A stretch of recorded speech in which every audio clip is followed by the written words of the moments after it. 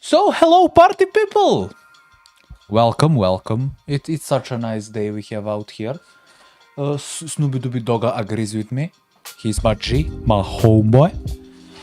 Now, let's figure out the hair situation. Bro, I'm starting to bald. What the fuck? Wrong hand. Look at this. Damn, bro. I'm balding at 20. Well, let's survive for a year. That would be enough. GTA 6 coming out in May. Probably. According to Rockstar. Let's hope so. So, interesting party peeps.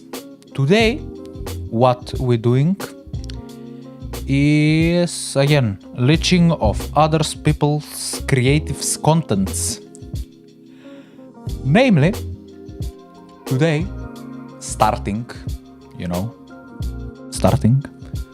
we is going to take down the Swifties. Now, I'm not sure what's going on in this video. Just shut the fuck up, chill hop. I'm not sure what's going on in this video, but I'm pretty sure Swifties are up there somewhere. We all love Swifties, right? Yeah, we all love them. They're such people. Some of them at least. So yeah. Let's watch YouTube like Ari intended. The content in this video is for informational purposes only. Bro doesn't want to get what happens lynched. when a fan base is willing to destroy anyone who offends their idol. They get called a Swiftie. Most toxic fan bases. As usual, we'll rank them from let's see what we are getting. Okay, so we are getting the Swifties. Obviously, we are gonna get the Swifties. Then we get the deep voice guy. Then, I don't know, bro, something. Then, I guess this is... I mean, these are VTubers. All three of these chicks are different. This is some piece of shit game. This is gay shit impact. And this is the scary Chashaki Cheese game. Toxic fan bases. As usual, we'll rank them from least to most disturbing. No, the Swifties, yeah, some of the darkest things fans have done. If you guys are enjoying the channel so far, it would mean the world to me if you subscribe, because it helps me get my videos out to more people, and I promise to do my very, very best to create the best possible videos I can for you. I'm Visual Venture, and you are awesome. You are awesome too, bro. Now subscribe to that guy. And also, did you guys know that 0% of you are subscribed? I love that. I love that. The overprotective fan base. So before we begin, I want to make this clear that this is not an attack on Taylor Swift or her fans in general. But you are not going to get hanged in the middle of the city. Almost every musician has overprotective fans. But with Taylor Swift, there are thousands of them, and they attack anyone who dares criticize her. In 2020, Taylor Swift released... Yeah, she has thousands of fans, attack, blah, blah, blah. But they are all little girls. So, what? They attack you? Bro, just delete Twitter. And you know, you can lynch Taylor Swift however much you want. It's foolproof. I was never on Twitter. Thankfully, Twitter is not really a thing. Wasn't a thing in this part of the world. Bro, I love living in the Stone Age. If piracy didn't exist, we would still throw stones. I mean, we do, but even more than Folklore. now. As usual, music critics reviewed it. But one review made Taylor's fans mad. It was from a website called Pitchfork, and the interviewer was a woman named Jill. In her interview, Jill praised Taylor's songwriting, but she didn't like everything about the album, so Jill gave it an 8 out of 10. How dare For most she? people, that was a positive review. For radical Swifties, an 8 out of 10 was unacceptable. It was an insult. Taylor's fans started ranting online, complaining about the review. Then one of them came up with a bizarre theory, which was that Jill and Pitchfork were trying to sabotage Taylor Swift. Oh yeah, they do. They have it. Or Pitchfork would drag down the album's overall rating, also known as a metascore. Once that sabotage theory took hold, fans were mad and they attacked. What the fuck is a metascore, and who cares about the metascores? I am a Swiftie though, so I agree with them. First, someone posted Jill's personal information online. They leaked her phone number, her address, and even photos of her home. Man, the doxing... Getting doxed, it's just par for the course now. Everyone is getting doxxed left, right, and center. Just you have to learn how to live with being doxxed. It just happens. People do shit. Swifties, radical internet personalities. It's just normal these days. To non-stop harassment. Jill got angry calls in the middle of the night. Some callers threatened to burn her house down. She even received death threats. Jill tweeted about how terrifying it felt. She said that it sucked to be scared of every person milling outside or feel like you can't answer the phone. All of this happened because Jill gave Taylor a good review, but it wasn't good enough. But Jill wasn't the Swifties' only victim. In 2019, comedians Desus and Mero appeared on The Tonight Show. During a guessing game, Mero made a joke. Some Swifties didn't find it funny. They felt Mero was insulting Taylor's looks. Within hours, the comedians were getting death threats. One crazy fan even threatened Mero's kids. It was so bad that the FBI got involved. But Swifties don't just fight outsiders. They attack their own. That's what happened to a woman. Was that AI generated? I got involved. But Swifties don't just... I can see this being AI generated. It looks AI-ish, but it can also just be someone actually trying to make something look uncanny. Fight outsiders. They attack their own. But it looks AI generated. Named Rita in 2019. Rita wasn't a regular fan. She was so devoted that she ran a Taylor Swift fan page. Her room was like every other 14-year-old girl. What? Everyone runs. I probably know people who ran or run Taylor Swift fan pages, bro. Water is green, take. Filled with Taylor Swift merch. And she posted videos of herself singing Taylor's songs. But some Swifties thought Rita's videos were cringy, like she was embarrassing the fandom. So they spammed Rita's videos with hateful comments, trying to bully her into quitting. When Rita refused to stop, the attacks escalated. Someone... Friendly fire not allowed on this server. Friendly fire not allowed on this server. Stop. Fuck. The RP thing. Fuck the random deathmatch RP thing. Fuck. Just pretend like I actually know what I'm saying. The three-letter acronym from random deathmatches in RP, punishable. You know what? Forget it. Tried hacking her phone to take over her social media accounts. Another posted her license plate online, putting her at risk. Rita adored Bro just casually picked it. Taylor Swift. I hope that was the actual photo. I hope bro actually did that. Their idea of a proper Swiftie. Loving a musical artist is completely normal, but for radical Swifties, anyone who doesn't meet their standards needs to be silenced. This next fan base kicked their leader. Oh no. I, as a, closeted Swiftie, I am actually coming out now. I am a closeted Swiftie. I love our queen, I guess. It's Ari, it's our queen, but doesn't matter. I love Taylor Swift, bro. I know 2 of her songs. Bad Blood and the Starbucks Lovers one. Blank Space. Bad Blood and Blank Space.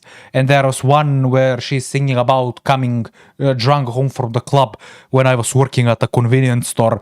On the radio, that song would be blasting like every 30 minutes, bro, because they had 11 tracks looping and half of them were head cut. I can't. PTSD. I am a Swiftie though. Corpse Husband, the fan base that betrayed their idol. I do want to know about him though. I do want, like, I understand why he got as big as he got.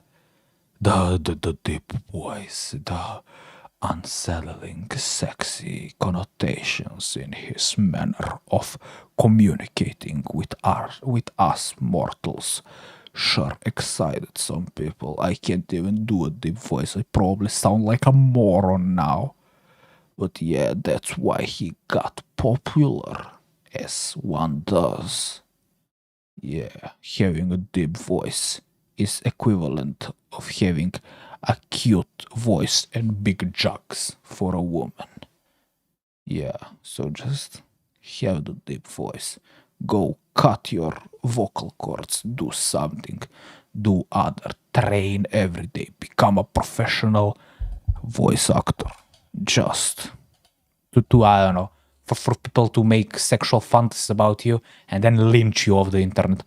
It happens. His main appeal was his voice. He had this deep, rumbling voice that sounded unreal. That voice, combined with being faceless, made Corpse a sensation. Fans couldn't see him, so they created a perfect fantasy version of him in their heads. But Corpse was a real person, and he was far from perfect. Faceless in interviews, Corpse revealed that his deep voice was partly caused by a medical condition. He also had arm pain that affected his daily life. He struggled with anxiety, and he didn't like talking in public because he was scared someone would recognize his voice. That's why he chose to remain just using a voice changer IRL, man. It's not that hard. They'll probably figure it out in a few. I mean, it probably does exist now, but when we get our Neurolinks installed, we will probably have on-the-fly voice synthesis.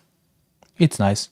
Probably good for mute people. He wanted privacy so he could manage his personal issues without the stress of fame. But some fans stream real girls, what? He wanted privacy so he could manage his personal issues without the stress stream e-girls are ruining my life. Of fame. But some fans didn't care about his struggles. They just wanted to see his face no matter the cost. In 2021, a photo of a man went viral. People claimed it was Corpse's husband. There was just one problem. The man in the photo, it didn't match the image fans created in that motherfuckers just randomly doxed him? I mean, it makes sense. And instead of accepting that, they started mocking the man in the picture. Tweets called him ugly. Some fans unfollowed him. Someone tweeted, unsubbed, and unfollowed Corpse after seeing that face reveal. Like, I thought it was... Man, it's a random chick, obviously.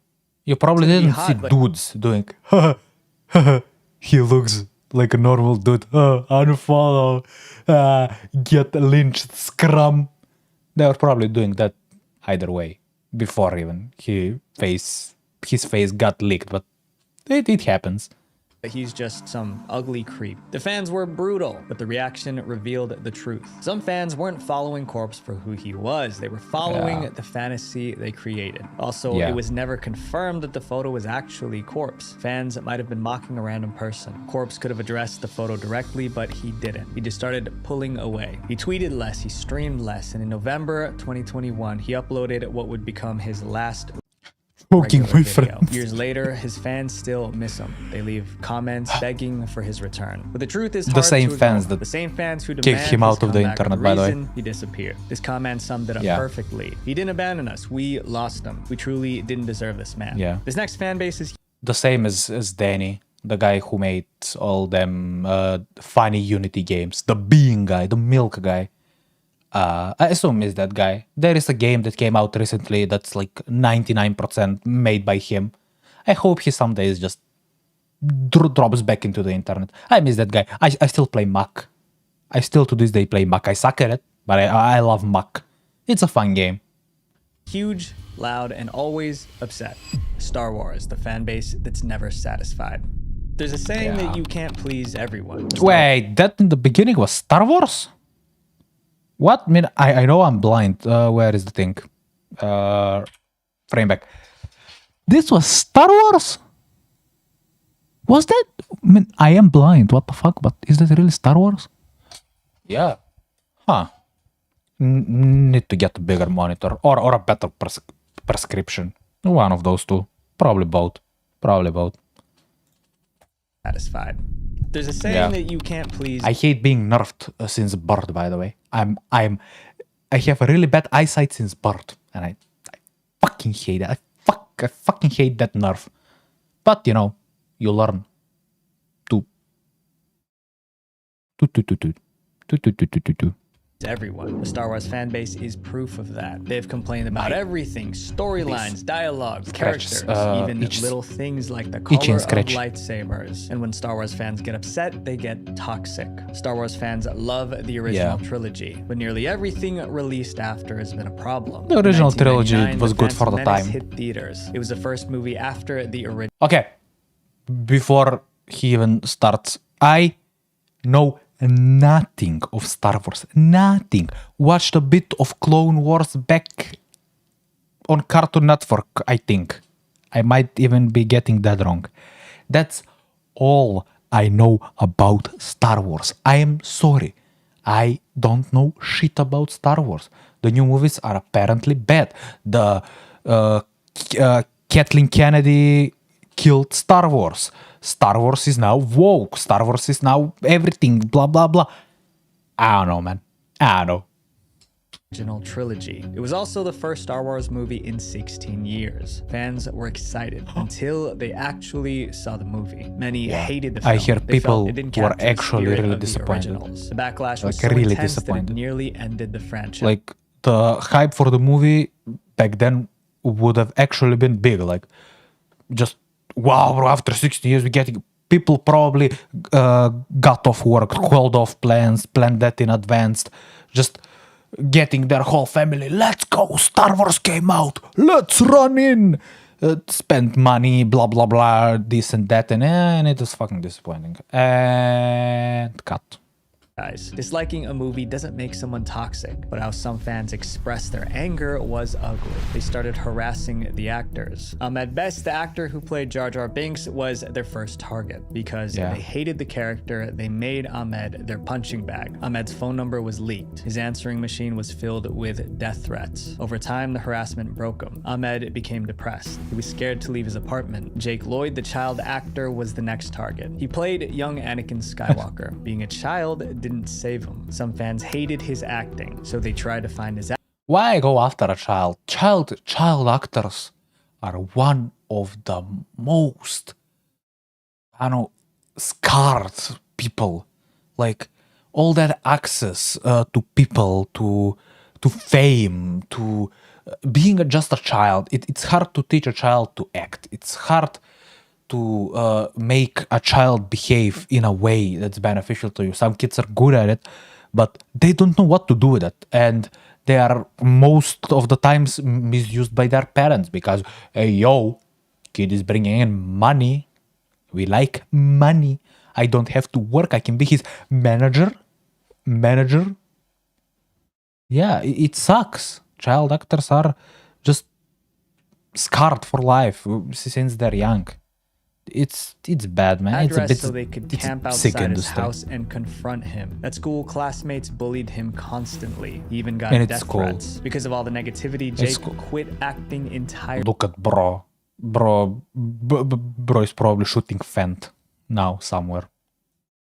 But these toxic fans just got worse. Whenever a new Star Wars movie came out, they found something to complain about, and they started to contradict themselves. By the time The Force Awakens came out in 2015, the cycle was obvious. This time, fans said the movie played it too safe. Some claimed it was just a lazy remake of a previous Star Wars film. Because of that feedback, the creators took risks with the next Star Wars movie. They broke away from the classic formula, but fans hated But they did like it. I forgot the name of the director of that movie, but I know he was very experimental and he was pretty much come into a failing series, fix it, or prop it up and exit. He did that for Star Wars. He, played it safe, yeah, but he leveled out at a 0 pretty much. And the only direction they could go was up, right? Yeah, but they decided to bring the guy back for the sequel. And since he was in the industry known as a one and done, he comes in, he does his things, and he probably fucks out of there. He, I guess, thought, probably the money thought for him that he could just do something. He fucked up, and they killed everything. Talking out of memory, talking out of paraphrasing YouTube videos, by the way, and YouTube videos that I didn't fully pay attention to, but were just in the background as a noise while I probably played Minecraft, bro, or something. I know, I don't know what I'm talking about. You're watching a leech content aggregator, for fuck's sakes. You know what you came here for. 2. Now they said it strayed too far from the originals. It seemed the fan base didn't know what it wanted, and as usual, they didn't just complain. They made life hell for Star Wars actors. They harassed one actress by mocking her looks. Someone... Bro, she looks nice, what the fuck? Man, people will be people on the internet. Who am I to say anything? Even added offensive comments to her Wikipedia page. She is something or other. She had to quit Instagram to escape the attacks. Daisy Ridley deleted... Why do people give a fuck? I know negativity can be hard and this and that, but why do people give a fuck? Why? I mean, you can play into it, but that will take you only so far. But why do people give a fuck? Why? There is a block list for a reason, you know. And you're not silencing the critics. You are getting rid of fucking morons. That's what you're doing. And that's entirely justified. Get rid of morons that add nothing to the conversation. Or use them as a jumping off board, bruh. I know some moron comes and tells you to go fail a water bucket clutch in Minecraft. You tell him, sure bro, on there, and you know, send him a photo with you next to a bathtub with a toaster, bro. I don't know. Actress do something. Wasn't spared. Even new characters couldn't escape. In 2022, the Obi-Wan Kenobi series introduced a villain named Reva. Reva was a character that fans have been asking for, but once she appeared, the same fans didn't like her, so they turned on the actress who played Reva. She was probably done badly, though. She was probably done badly, knowing Hollywood.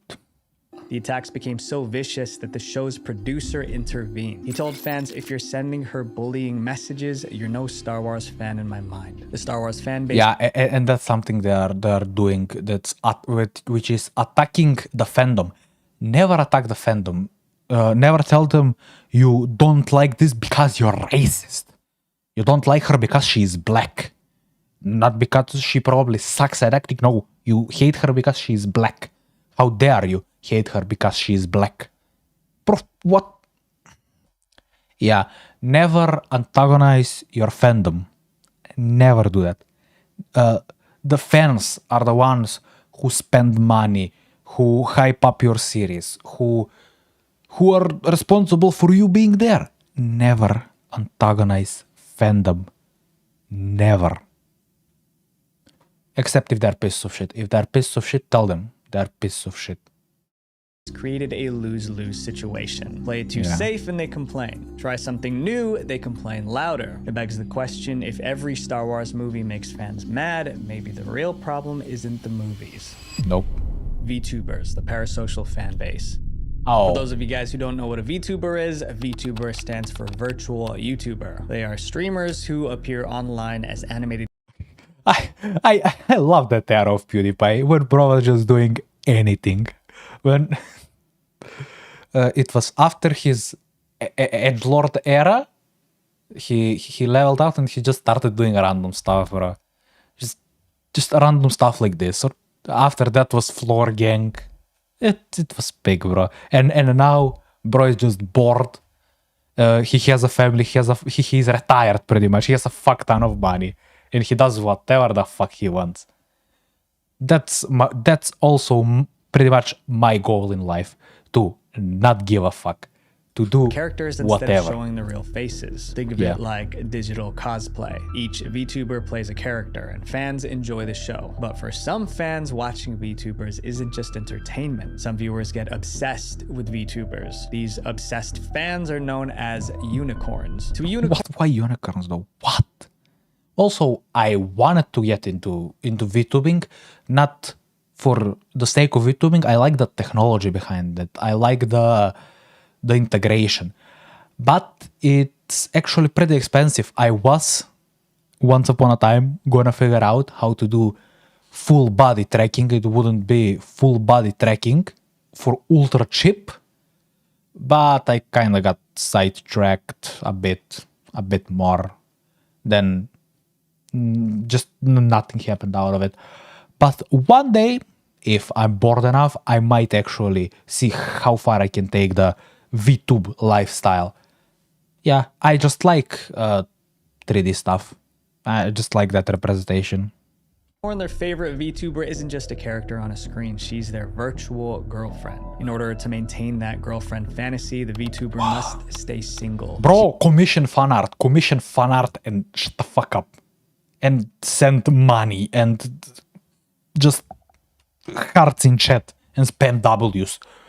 Don't be a fucking psychopath. Be a psychopath, but keep it in your keep it to yourself. She can't flirt or even speak to another man. If she does, they feel betrayed. And when these obsessive fans feel betrayed, the reaction can be explosive. Yeah. No VTuber learned that lesson harder than Rushia. Rushia was one of Japan's biggest VTubers with over 1 million subscribers. But many of Rushia's fans were unicorns, so they treated Rushia like she was their girlfriend. Man, for Japan, she looks like someone who would attract a lot of just like she belonged to just absolute moronic weirdos. Just absolute. I will probably get banned on TikTok for saying absolute moronic idiots. By the way, they treat everything as hate speech. Everything, but later we are scrolling TikTok. I will go out of my way to set up a VM and download some random VPN, and we are going to scroll TikTok in a random country, and I want to just see how long it takes me to see absolute degenerate content. And when I come here and I say fucking fail a water bottle clutch in Minecraft, you imbecile, I get banned. Even now, I'm technically banned. I can't restream. So, since I can't restream, I have to use this piece of shit software. Fuck that. Fuck that. I can't come here and just use OBS as anyone else normal does. I can't just use OBS. I have to do their dumb app. You can't do it since they don't give stream keys. And why don't they give stream keys? I don't know why they don't give stream keys. I guess this is a profitable spyware. Obviously, that's a profitable spyware, bro. They fucking suck. But I love TikTok. I actually hate it, but I don't want to get lynched by Xi Jinping. Believe me, I actually fucking hate TikTok and their platform and their everything. I hate it. I think it's a cancer to this fucking society. But don't tell anyone. Kim Jong-un, not Kim Jong-un, Xi Jinping will have me hanged by tomorrow. If I disappear, just know that I never had intentions of self-harm. So anyways, yeah, we're scrolling TikTok after this. After this, we probably have one more video. And that almost then we're setting up a VM. The issue started on February 10th, 2022. Rushia started a live stream. In the middle of her broadcast, she's playing GTA. Popped up on her. I love how much I don't give a fuck. My favorite thing is when a VTuber plays GTA 5, the story, and they come to the yes haircut scene. I love it, bro. I, as someone who somewhat understands the English language, with the gamer word, I can't really come here and say the gamer word. I mean, I don't care. But if I come out and say it, it's a bad connotation for me, because I do understand the meaning behind the word, even though to me, in a those letters speaking country, that means nothing. I know in Russia and in here to some extent, the word is just a cool word. It's just a cool sounding word. But you will get lynched from Americans. But yeah, I love, because in Japanese there is a word that sounds similar, but has a different meaning, like bitter or something like that. And I love them. They absolutely don't give a fuck. They have no connection to the English language, unlike us here, who pretty much have to learn the language. If I want a somewhat easy job here, I have to know English. I know, I tried doing that job, being a slave for an American company.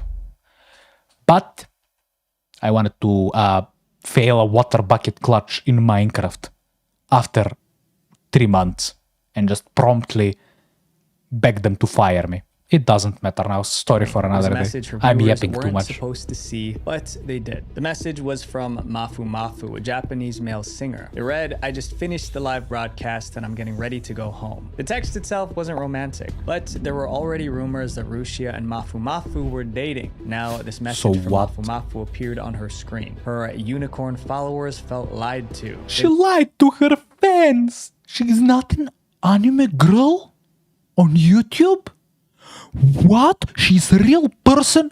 Nah, man. Believed Rusia betrayed them by not being single. Thousands canceled their paid memberships. Some destroyed their Rusia merch. A few even sent threats. Oh no, I burned the shirt I paid money for already. Wow, I showed her, didn't I? Haha. Damn, to man. both Rusia and Mafu Mafu. Don't buy Rusia YouTuber tried merch. to calm things down. I mean, buy your YouTuber merch if you like the design. But if you actually like it, don't buy a shirt with just the logo of the VTuber or a phrase saying something like Chuck Tak Chicks. Ah, no, bro. Chuck Tak Chicks. What the fuck am I saying? She swore she wasn't dating anybody, but they refused to believe her. To prove her innocence, she posted a screenshot. It was a chat between Rusia and her manager. Something monkey language, something 12, something in 2020. Those are COVID times. I mean, the unknown virus of unknown origin. Confirming she was single, but posting that chat cost Rusia everything. Like most VTubers, Rusia was signed to a talent agency. The agency had strict Damn corpos, watching that orc guy, I know to hate corporations even more. Johnny Silverhand would be proud. Fuck corporation. So the agency fired her. I can't move. I really need to figure out what to do with this arm. Because I toxic fans can't pushed move her this so arm. far, she broke the rules trying to defend herself. Later that year, another VTuber had a similar problem. But the thing with VTubers that are signed to agencies, can't you just... They don't own you. Just switch personas pretty much and start a new career. Your most devoted motherfuckers will follow you there. Yeah, you'll have a small portion of the following you had, the small portion of the motherfuckers that are devoted to you. Well, you still have some rank, don't you? I mean, if you didn't sign some fucking contract that says, we own your existence. If you did that, I'm sorry, bro. I'm sorry.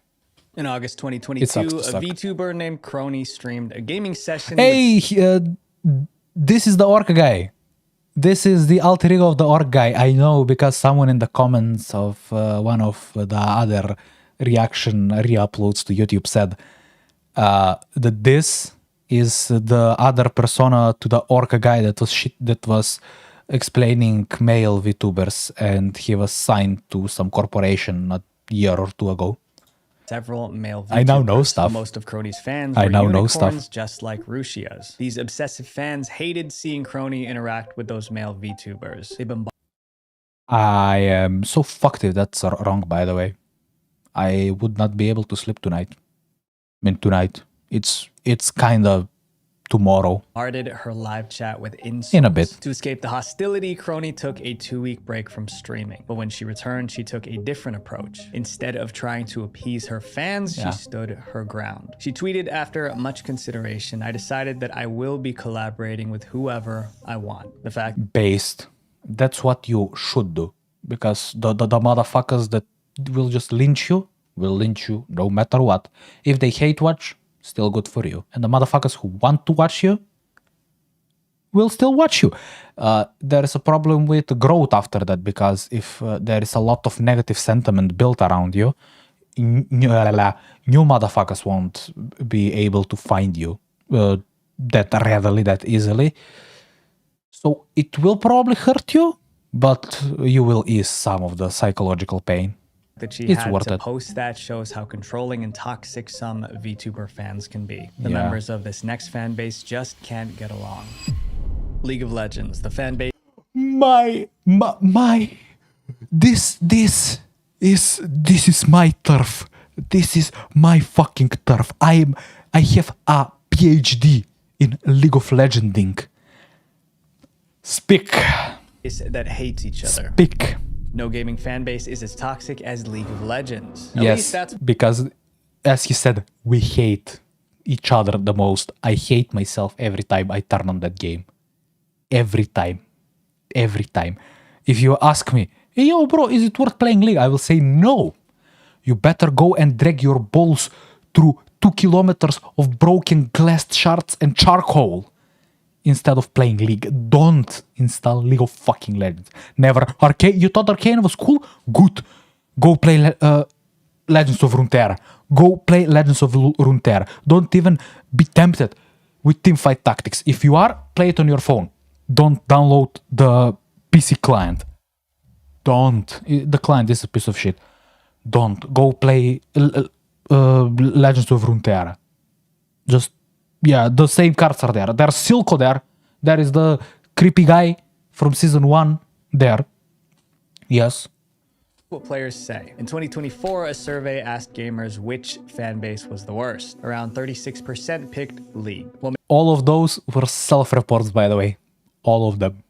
makes this fan base so bad? It's about how the players treat each other. League of Legends.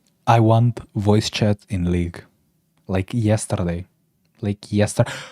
Worlds is this week. What? The Worlds final is this week. T1, the best. Faker, the GOAT. Legends is built around teamwork. 5 players join forces to beat another team. Okay. 5 players. The top laner, the AFK side-pushing moron. The jungler is the piece of shit, worthless human. It's not even a human. It's an animal. He doesn't exist. Fuck the jungler. If I died on bot alone 1v3 because I was overextending, whose fault is this? The jungler. If my top laner died under his tier 2 turret because, I don't know, bro, he picked the dumb 1v1s, jungler's fault. Why didn't he gank? If he missed the smite on the dragon, then he's getting lynched out of existence. So, with in the end, you know. Then the mid lane, the feeding morons in my team, and usually I'm the support. I'm the best one. My ADC is a lobotomized mongrel. Yeah. So we have an AFK troller, the jungler, enough said, the feeding mid lane, and the lobotomized ADC. And then there's me. Success depends on working together, but most players end up fighting their own teammates. If someone makes a mistake... I miss the golden days of League when I could just sit there, play Lux on top, just dance, all to the enemy team and tell the top laner, hey, yo, G, let them fight. I'll let you farm. We just dance here in the middle of the lane. You pick up the wave. I might pick up the wave. I might not. Just freeze in the middle of the lane. We chill. And in like 3 or 4 games, they were absolutely chill. And if anyone in my team complained, I could just say, motherfucker get AIDS, die, burn in hell, you dog piece of shit. And after that, I would type, I love you though. No hard feelings. And I would never get punished. Though that was like 5 or 6 years ago. The golden days of League are over. By the way, if you ever want to get banned in League for like 14 days, if you just want to take a break, reset your honor progress, just say, kill yourself, dog. That's everything in Minecraft. That's everything. You don't even have to type the entire thing. Just KYS. You are instantly getting banned after that game. Believe it or not. You're instantly getting banned for the one thing you actually have control over. The motherfucker who went 1 in 37, that motherfucker will never get banned, even though this is his 15th game in a row doing that. But me, the motherfucker who just said, bro, stop doing that, you fucking moron, I get banned for 14 days. Never actually get banned. Honor 5 represent when I actually played the game semi-regular. Their teammates explode. Players scream insults in the chat. Others go even further. We scream insults when we could scream insults. Nowadays, everything is so sterilized. The one thing we can control about the game, actually, the chat, is the reason people get banned the most. The other stuff we can't control? Nope, no one gives a fuck. Riot doesn't give a fuck. Fuck Riot. Int. Sorry, TikTok. I didn't mean that. All satire/s/s. Is when a player deliberately dies over and over in the game. Why is C... What did I... Ah, no. They do this to either troll or punish their own team. Either way, inting ruins the game for everyone. Riot Games, the company behind the league, is... By the way, inting. Everyone is inting every game. A motherfucker misplays, he is inting. He's inting. And once you start shit-talking him for missing that cue, he will actually start inting. Actually start getting annoyed. I love League, man. Tried to control the toxicity. They banned aggressive players. They added mute buttons. They even created a system to reward good behavior. But none of it... Honor levels suck, by the way. We still haven't gotten... Why is there no new Honor level 5 skin that you can get with the tokens? I have 2 tokens, 1 or 2 tokens still left from like 4 seasons ago. What do I do with them? What? It worked. By 2020, 98% of players said that they have been harassed in-game. 98% is nearly every player. If players are... Bro, obviously, it's League. There's nothing else to do except farm for 25 minutes. Or play a fucking deathmatch. Obviously, I'm gonna flame the respectful jungler. This toxic during casual matches. Imagine what happens when money is at stake. League of Legends has massive esports tournaments, and these tournaments offer millions of dollars in prize money. The most famous team in League is T1. Faker, my goat. They've won countless championships, and their star player named Faker was insanely skilled. Fans called him the Michael... Was? Excuse me, what? Excuse me, my French? Was Faker was skilled. Let's zoom this in, by the way, because blind people like me. Faker was skilled. What? How in English you? What was English?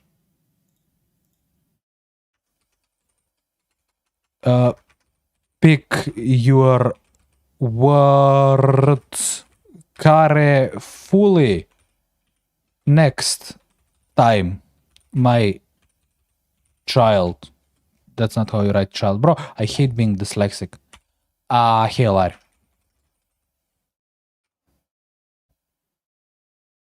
the audacity of some people. Wow. I really have to be aware of the face cam, by the way. I'm never aware of it. T1 turned on them. That year, T1 failed to qualify for a major tournament. Fans blamed the team's coaches for 2021, what? Benching Faker during the qualifiers. The coach who benched Faker received death threats. Shut the fuck up. Other players began getting threats as well. T1 CEO had to plead with fans to stop. Some fans ignored the warning. By September 2020, T1 started tracking down those behind the threats to take lead. He would be legally protective. He typed /s at the end, by the way. So. Action. This wasn't the only time fans turned on a professional league team. One team received an actual weapon. Please be Cloud9. Please be Cloud9. Please. I am the biggest fan and biggest hater of Cloud9 in existence. I love... They somehow always make it up to Worlds because the LC... I forgot something, America, is such a joke of a player base that it just doesn't matter. But Cloud9 somehow always makes it to Worlds, and they are just the most trolling and the most entertaining team to watch, bro. I love Cloud9. I don't know if they played this year. I didn't follow Worlds this year, believe it or not. I will watch the final this week. Yeah, I will watch the finals. I know T1 is winning, by the way. It was supposed to be some kind of warning. I missed the pick'em this year. Fuck. Oh well. No wonder so many consider League of Legends the most toxic fan base in gaming. Up next is a fan base that operates Fortnite worse than us, by the way. Like a mob. And was that really League? What? Nah, I'm going back. What we do here is go back. Least to most That was League. That was actually League. What? These are the internet's most toxic. Yeah, bro. What is that for? Yeah. That they are up here is Morgana, and this is Kata. Bro, I'm blind. I'm blind. It's over. It's over. Point invalid, bro. It's over. I like how this is the most replayed part. It's over. I will hang my jersey, bro. It's over.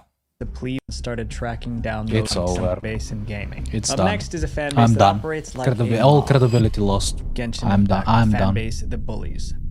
The game Genshin Impact is more popular than people realize. It launched in 2020, just 5 years ago, but it already generated over $6.3 billion in revenue. More than 11 million people play the game every month. That's what was that cut there? What? Dollars in revenue. More than 11 million people play Justifiable.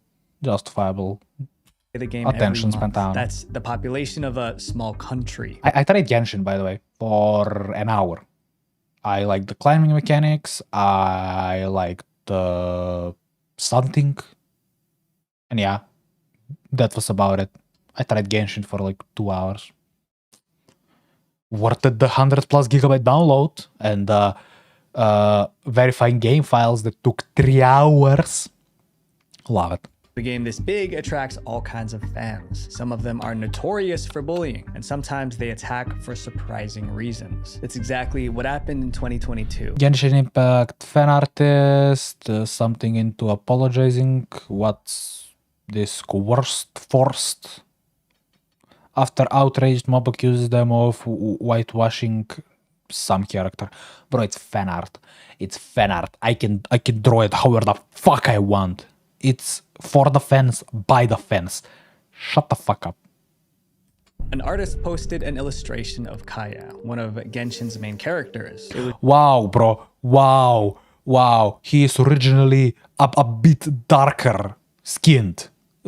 White plus. And now he is white. Art, nothing controversial. Wow. The artist made one mistake. Kaya's skin tone was lighter than usual. Wow. That small error. Wow, bro. Wow. Justified. Lynch that guy. Burn him at the stake alive in the middle of the village now. Caused chaos. Just kidding, TikTok.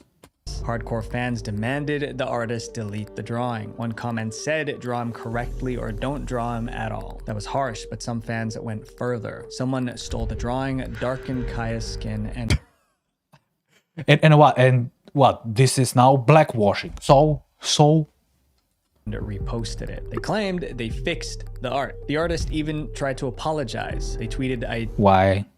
Didn't mean to paint Kaya's skin color brightly. It turned into this color unintentionally. I'm sorry for making you feel uncomfortable. Such a cope, man. Just say shut the fuck up and draw it better yourself, you monkeys.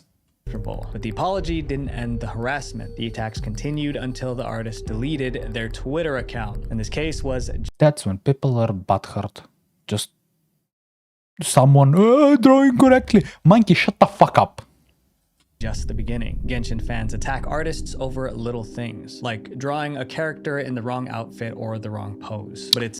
Okay, I'm getting into art again. I will learn how to draw.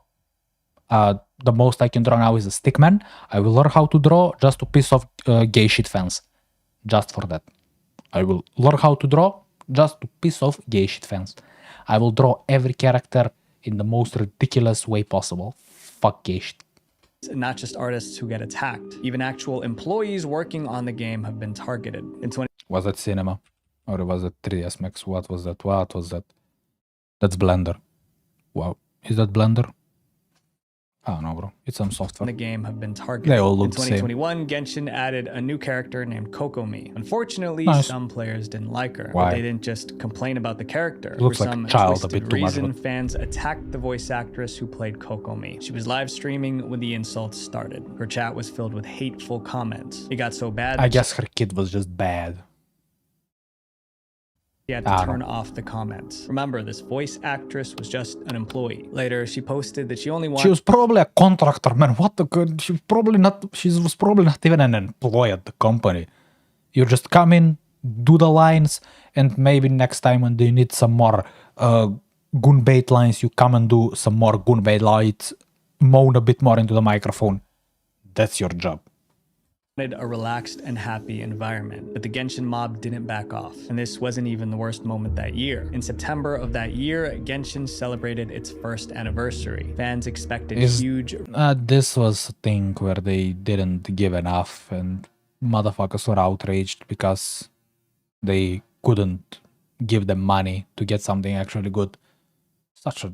I don't know, bro. Rewards. But when the rewards were released, many were disappointed. They felt like the rewards weren't good enough. This time, they didn't just make hateful comments online. They tried to sink the whole ship. Thousands of Genshin fans went on the Google Play Store and review bombed the game. They all left one-star reviews. On the Play Store, apps with low ratings can disappear from search results. So by review bombing the game, these fans were trying to bury it. The game's rating dropped from 4.5 stars to 2 stars. However, Google noticed what was happening, so Google deleted the fake reviews. But the they were genuine reviews from genuine people, but they were just butthurt. So they were not fake reviews, but Google is saving his ass.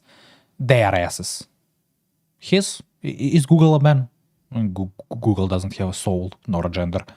So yeah, they were saving themselves because the more people use your site to download something, more money you make. Simple business. The fact that Google was trying to save the game made fans even angrier. Now, Genshin fans started review bombing Google's apps like Google Classroom. Imagine the review. Yeah, they didn't let us bury gay shit impact. 1 star. I don't go to school, by the way. More than 20 apps across the Play Store Nova Desktop, were filled Pokemon with Go, fake Pokemon reviews. Unite, The war only ended PUBG when Mobile, developers of Genshin the India simulator. Impact gave in. They added extra rewards to calm the fans down. Yeah. If this community can sabotage their own game, what'll they do next? Up next is a fan base that chased away the creator of their game. Five Nights at Freddy's, the feral fan base. Oh, the guy, I forgot his name. Isn't he still making games? Scott something, I think. Nights at Freddy's launched in 2014. It was an instant hit. Something. Players took on the role of a night guard trapped in a haunted pizza shop. The game was filled with hidden clues and mysteries waiting to be solved. The Never got the hype grew behind fast, but as the fan FNAF, base actually. exploded, so did its darker side. The game was created Because it is Scott. What did I say? Fred? I don't know, bro. Because primarily I didn't really understand English back in the day. Neither do now, but back in the day, when it was really popping off, when Markiplier was screaming at it, couldn't watch it. Was watching Minecraft YouTubers in a native-ish language.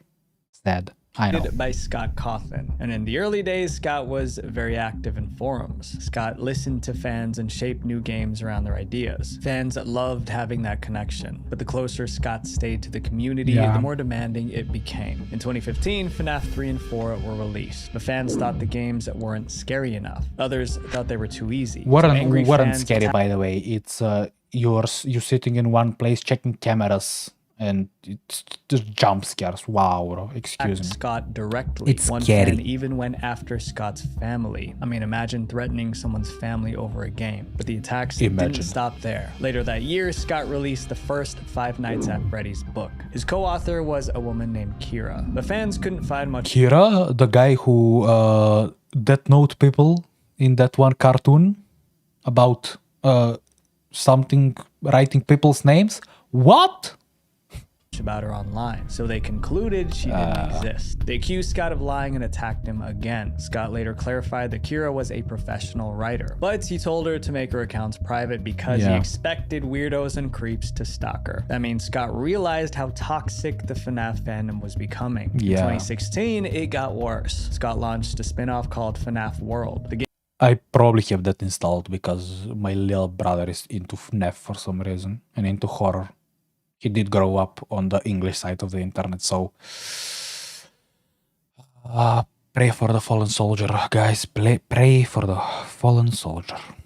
game was buggy, so fans hated it. Scott took the game down, fixed the issues, and re-released it for free. But fans kept criticizing Scott, calling him a sellout. When Scott deleted the worst comments, they accused him of censorship. He simply couldn't win with them. By 2021, he had enough. He stepped away from Five Nights at Freddy's completely. After Scott left, new developers took over to keep the franchise alive. But the toxic fans treated them even worse. In 2024, a fan project called FNAF in Real Time was canceled. The developers revealed they were receiving threatening messages from angry fans. The harassment shook them so much that they abandoned the game too. The community that made FNAF a hit was tearing it apart. I mean, yeah, if you're a developer doing something for the masses and the masses just dogpile on you, it's just not worth it to continue. Yeah, it might actually be profitable at the end, but it's not worth it. One FNAF fan on Reddit said it best: we literally can't have anything anymore. Friends, being a fan of something isn't an excuse to hurt people. If there's one thing to take... No, you don't need a reason to hurt people. Just go out there. Get them, tiger. Go out there. Do the person you know you can be. Hurt indiscriminately. Be that villain people need in their lives.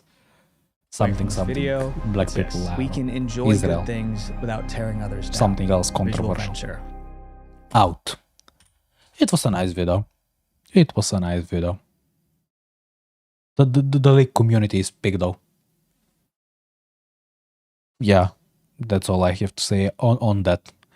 Now to check, am I banned on TikTok for saying stuff like retarded monkey jungler? I am not. I am not. Yes. Yes. Retarded monkey junglers. Okay. The other thing I wanted to watch just to have stuff to upload to YouTube to just do stuff was this video. It is Yandere Dev is insanely creepy. It's from 2 years ago.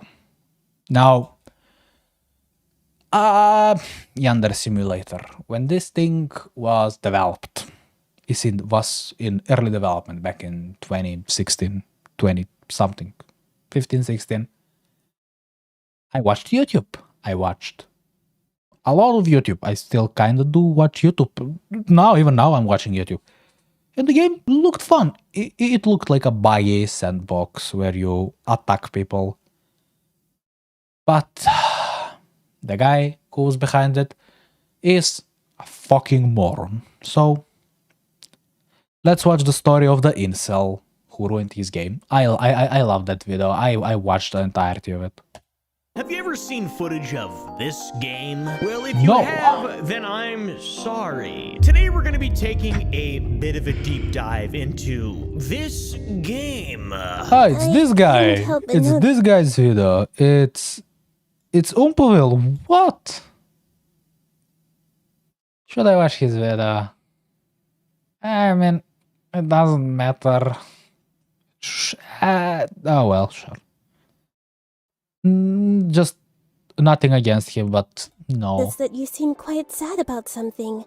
Would you like to talk about it? When was this in the game? Huh? It is called Yandere Simulator. Yes. And Yandere Simulator is an indie game that has been in development for years. Almost half of my life since 2014. Not actually a third of my life, almost. Because I'm old! The game known as Yandere Simulator has a captain at the helm of the sinking ship. My good friend got milk. A little bit of a teaser there. And his name is Yandere Dev. Over the many years of this game's development... I forgot his actual name. I know his early forum. It was Eva Zephon, I think, on the early forums. So I know that much. I forgot his actual name. He has some pretty generic name. There have been countless changes. In June of 2014, I made it possible to drag corpses in Yandere Simulator. Yeah. And yet it still has to be developed. I mean, look at these graphics. They're terrible. Hey, about my life at this point. I'm questioning absolutely everything. Maybe this will take... This is footage from 2016-17, by the way. And the state the game is in now is abhorrent. I haven't played the game since like 2019. I think I still have the game installed actually. Let me check. Inactivity detected. Inactivity detected. What? No. inactivity detected. What? Because no one is watching the live stream? What? That's inactivity to you? What? I love TikTok, man. I love TikTok. Where was I going with this? Yes. I still, to this day, might have the game actually installed. Yes, I do. I actually do. Here is the game.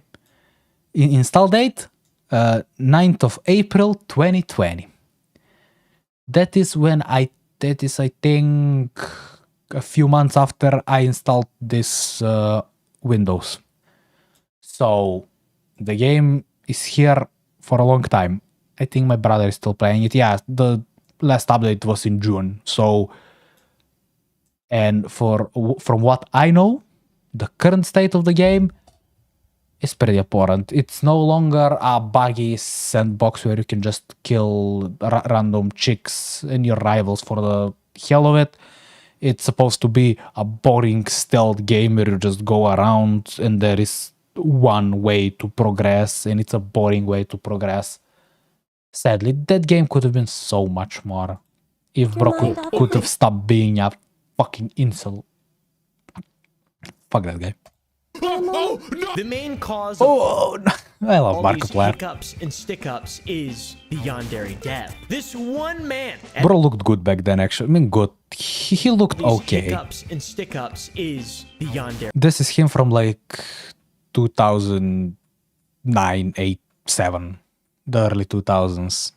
Mid 2000s. Yeah, this is him from there. Now, he looks like a 30-year-old Reddit mod. So this one man at the helm of this very dumb game has fallen into so many controversies.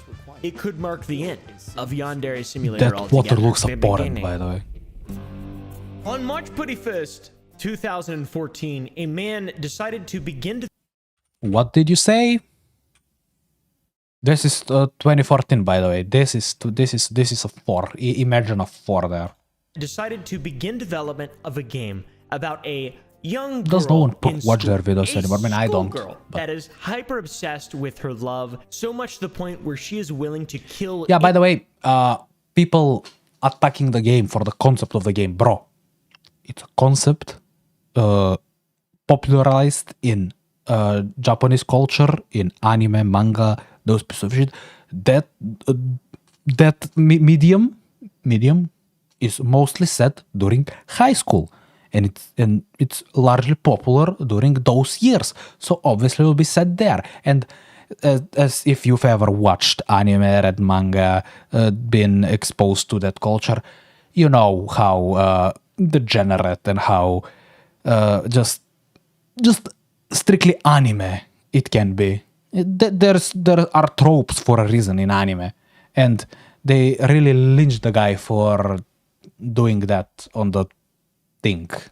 And I have bots advertising views to me. I love that, bro. I love that. Yeah, I can't delete the messages because I'm lazy now. Anyone who stands in her way. At this point, yeah, they lynched the guy for the setting of the game, even though the setting of the game was like that for a reason. I know that's a really shallow argument. The documentation of this project began by its creator, Yandere Dev. He would consistently give everyone updates. The old nurse, by the way, the old nurse was so big. Why did he change the nurse? I like the old nurse. After I realized how difficult it can be to play Yandere Sim for the first time, I felt inspired to put a tutorial into the game. And let people know about the other small projects alongside the Yandere Simulator. Things he was working on, you know, his pet passion projects. In the early beginnings, back many years ago, Yandere Dev showed a small playtest of 2 characters in a room, which provided people proof that he was in fact working on this game and it wasn't just some dumb half-ass promise. And by the way, it looks the same as it does now. I just want to point that out. This is then, this is now. That looks very... No, there is a fancier lighting now. The game looks different. The game in the beginning really looked like shit, but... very similar. I look way different Now there's a lot of post-processing though, so, you know. 2014 than I do now. You look the same, motherfucker. You actually look the same. You just have a beard. What the fuck do you mean? You don't even have a beard. You have the pedo mustache. What? For being added left and right. This is outfit alright? Yeah, this is 2 years ago. I decided that disposing of a body takes way too long. With big plans in the works. Yeah. Yandere-chan's running speed is 5 times faster than her walking speed. So, carrying a body and running is 5 times faster than dragging a body. First, it started with killing. But I think you had to build up your strength by going to class. I hate how much I actually know about that game. Animations, blood effects, and more. Then dismemberment, hiding bodies, cleaning up evidence. Did that actually go anywhere? Style. And then came the next natural stop for a freak, adding panty shots, and then using that as a form of currency. The taking the penny shots is, you know, not really excusable, but it's Japan, man. It's Japan. So that's right, guys. This is awesome. Just excuse it. Available for play. Just kidding. These are schoolgirls. Is this it's Japan. necessary to the game? Is this pertinent information from my everyday life? Yeah, it could have not been there. Not much would have been missed if it wasn't there. I mean, it could have been there, but there was a bit too much emphasis on it, actually. Yeah, when I think about it back, there was a bit too much emphasis. And as I understand it now, that is kind of the only way to actually progress. The only actual way that doesn't get you fucking wanted to miss a water bucket clutch in Minecraft. From boredom, yeah. It's not boring though, but yeah. Pink, sure, why not? And something even more surprising after this, torture methods and kidnapping. This game got really, really, really dark. And as time goes on, it is a yandere simulator. Read the name, my man. It's worse and worse. Creepier and creepier, more and more disgusting. People started... The point of the game, by the way. I don't know why I'm trying to defend the game, but I don't care. To question this whole thing and get worried about Yandere Simulator, and more specifically, the dev behind it, Yandere Dev. Yeah, this is him now. You can still see that got milk face in him a bit. He has way less hair now, I think. This appeared to the perspective of a normal person like myself as the work of a sick and twisted freak. And so who the fuck is this guy? Yandere Dev, aka Alex, and as the... Bro is doing a bit of the grift because it's popular to shit on him, but you know. Neither here nor there. Initial name implies is the creator and sole developer of Yandere Simulator. He's a 35-year-old man that has been working on this game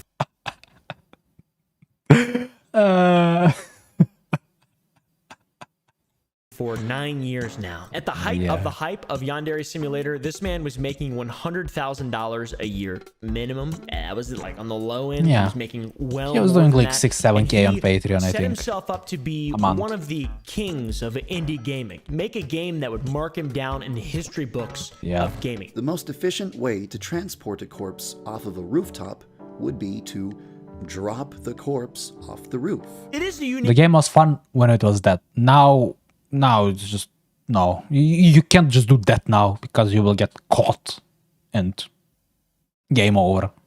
Idea, I've got to say. And he's a passionate man, and he had a passion for creating indie games, and his just happened to be really bizarre. His passion goes a lot deeper was than inspired by a situation that I frequently encounter in the Hitman game. The city is still not finished, I think, yeah? This city, I think, has been remodeled 17 times. Don't get me on that, but I think it is. Very odd. Oh god, I think I'm allergic to this shit. Yandere Dev had a passion for making indie games. Creepy ones, whatever it may be.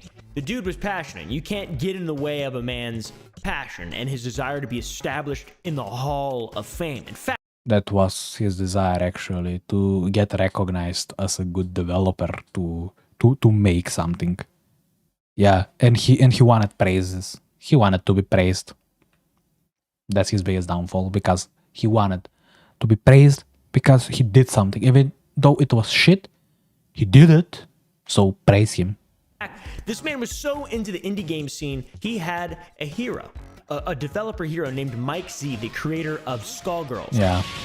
Not exactly a game that I would personally enjoy myself. I'm more of a Halo type of guy. As you can tell, I'm sitting in a $1,500 chair because I am a man-child. This game, Skullgirls, inspired Yandere Dev to make a game called Lunar Scythe.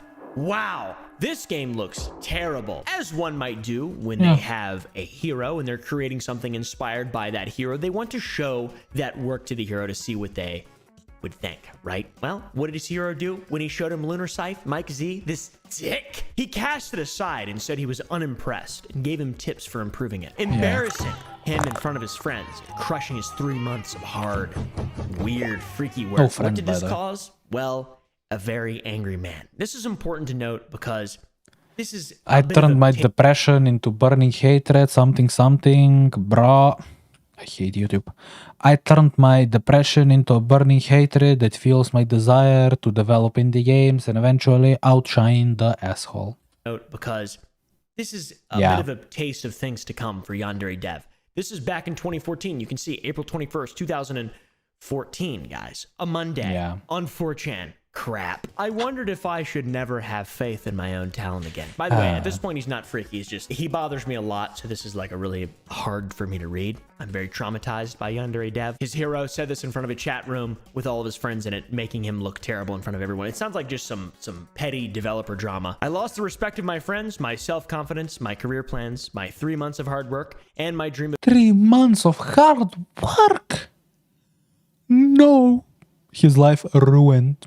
Of making a fighting game all in one night. It was devastating. I became depressed. Enter Yandere Simulator. Very important to note that this is the inception of this. By the way, I think his hero is probably not that impressed looking back now. Frankie, would you stop eating stuff on the ground? This is the anger and rage and reaction of a man who is going to solo develop a better game than Skullgirls. What? How?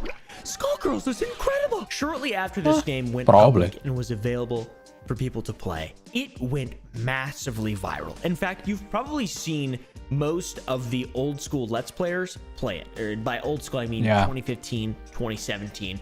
Jacksepticeye. Top of the morning, you ladies. My name is Jacksepticeye, and welcome to Yandere Simulator. Never watched them. Watched Iggy though. Respect for anyone who actually know who Iggy was. My goat. Iggy back in the days, like 2016, 2017 Iggy. Big fiction, bro. Me. What's going on, everybody? I'm back again playing Yandere Simulator. Here we have in front of us a red-headed senpai. Bijou Mike Razbowski, MBR. I don't know if you ever played it, but he's fucking awesome. This game was so incredibly popular. It was wild. Every one of my friends and all the creators I can think of were playing it during that time, talking about it, making 20-minute Let's Plays on because it was a fun sandbox. Just go kill a thing game. It was fun, buggy sandbox, man. Corey Kenshin, by the way, I love Corey Kenshin. Also, we've got some sound effects for when you kill people, and students will now scream. So let's test this out real quick. Students will now scream. Such a good feature. And yes, I also did in fact play Yandere Simulator when my channel was first starting out back in 2015, 2016. And you can rest there. As did anyone else. Maybe. There we go. Everyone Perfect. else. That's easy. I'm glad I level up my physical education. Is that what it is? I know I don't look like a gamer now. I look like some kind of male model sex icon, whatever, you know, with the most beautiful girlfriend in the entire world. But this is what I looked like in 2016, so it makes more sense. I don't know what bro is yapping about. To be totally honest, but I guess I got to. I look like the type of guy to play Yandere Simulator. I look like the type. Even now, he looks like a guy who'd play Yandere Simulator, man. Yeah. Type of guy to just play it, not even film it, just play it in my own time. I promise I didn't. I spent every waking moment shooting fucking arrows into the woods and hunting animals in my bare feet. Playlists, playlists, episodes upon episodes of this game were just spewed into the YouTube sphere. Check out this footage of me playing it. Who you calling, Pinhead? This massive firestorm of interest for Yandere Simulator came very early on in the development of the game. This was 2015, 16, 17. There was a lot of content to record and upload and milk for YouTube, but there was nothing really in the game. The game was not even close to being finished, and it was updating extremely slowly. It is time to commit some acts of murder. Oh shit, someone saw me. As an example, we fast forward Big 2016 YouTube. to 2023. The game has been in development for over 9 years, and it's not done. Even more of now. course, it's because it's just I one guess it crossed guy, 10 years but at the same time, last it's still year. being developed incredibly slowly. I can confidently say that this game's development is slow. It's pretty slow. Now, why is that, though? What causes a game to be developed slowly? Is it hard to make a game? Yeah, of course, dude. This guy, it's been 9 years and the game still sucks. There's not a finished product. There's not even a release date. What Yeah. the how are you doing? I'm confident that game will never release. And even if it releases, it will release in such an abhorrently bad state that you would be better off just go and play the 2016 version. If that is even available now. I don't know, probably somewhere on the Internet Archive. Probably someone bothered to archive the old versions of the game. That, Probably. And it's popular. He had years and years of extreme popularity. I saw Megaminx playing this game, and I'm like, yep, I need to check it out right now. PewDiePie got banned off of Twitch, Anywho, by the way, so anywho. But it all just comes he was like rebroadcasting some of his videos. He had a deal with Twitch, and then Yandere Simulator video randomly popped up, and he got banned because that game was banned on Twitch a while ago. When the game was banned, was like somewhere around that time the game started nosediving. Yeah. down to it being one singular man. There's an obvious problem here. It all falls on this one guy's head. To be clear, though, it hasn't always been like this. The man has called in constant volunteers who are incredibly passionate for the game, called them in to help develop it for free. By the way, in many cases, that game is they pledge built their by full support volunteers. to help the man. Voice actors, designers, even a professional programmer, Yandere Dev has had more help on this project than pretty much any other indie game on the market. And while it's still no surprise, it's not done yet. Still not. How is that possible? The man had pretty bad 80. That Unity project has to be barely standing by this time. I can't imagine opening a 10-year-old Unity project. I don't know how Unity handles that, but I can't imagine, bro. Just pulling a random 10-year-old project with some asset named dvr.treestump.particle.effect. Somewhere in some random folder in the middle of nothing. I can't imagine having to deal with that. I can't open a project from 2 months ago without wanting to just pull out the little bit of hair I still have left. PhD. It's one way to put it. He was shifting his focus so much. To be honest, it's unbelievable. The game has had any updates at all, and he stuck with it for more than a year at most. His insanely long lists of things needed to be implemented into the game. There's no organization. It's wild. It's development nightmare. Hell. True hell. He goes from needing to implement key features to actually make the game good, but instead adds a series of Easter eggs to keep the fans of his game entertained and playing it on YouTube. I remember a big thing was myths and legends on Yandere Simulator. And the Easter eggs were fun for a YouTube video. They were fun for that. And and I don't really think it takes that long. He can probably knock an Easter egg down in a day.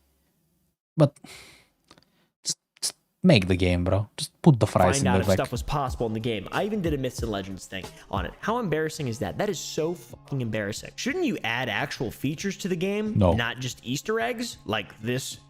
The guy with the blue eye from Undertale? I've never played Undertale. The guy from the... Why would you add that? Are you an idiot? Jesus, there's so many ideas here. It's crazy. How is one man supposed to do all this? Technically, He could have pulled it off, by the way. did add a If he lot of these actually things, focused. but it took an incredibly long time to do so. So long that people just got frustrated and left the game's audience. For example, one of the lead rivals in the game took so long to add, he had worked on her since 2016. My goal for this year has always been to get... Yeah, it's Osana, bro. I don't really like her. I like the color, the purple-haired one with the big polygonal bluebies. I like that one. I don't even know her name. I liked her more. Osana, Sana into the game, not really my jam. fully functional before 2017. And she was finally finished on August 30th, 2020, one day after my birthday. I think it was his present to me, to be honest. Happy That was birthday. 4 years to add one character. He was too busy adding Easter eggs and gimmicks to the game, so more people would put it in clickbait and stuff, and Bijou Mike could play it more. I'm not really sure. Does Bijou Mike still play that shit? I haven't checked in a while, but Probably I know not. he really loved that game. Bijou Mike. Does Bijou Mike even post anymore? He does.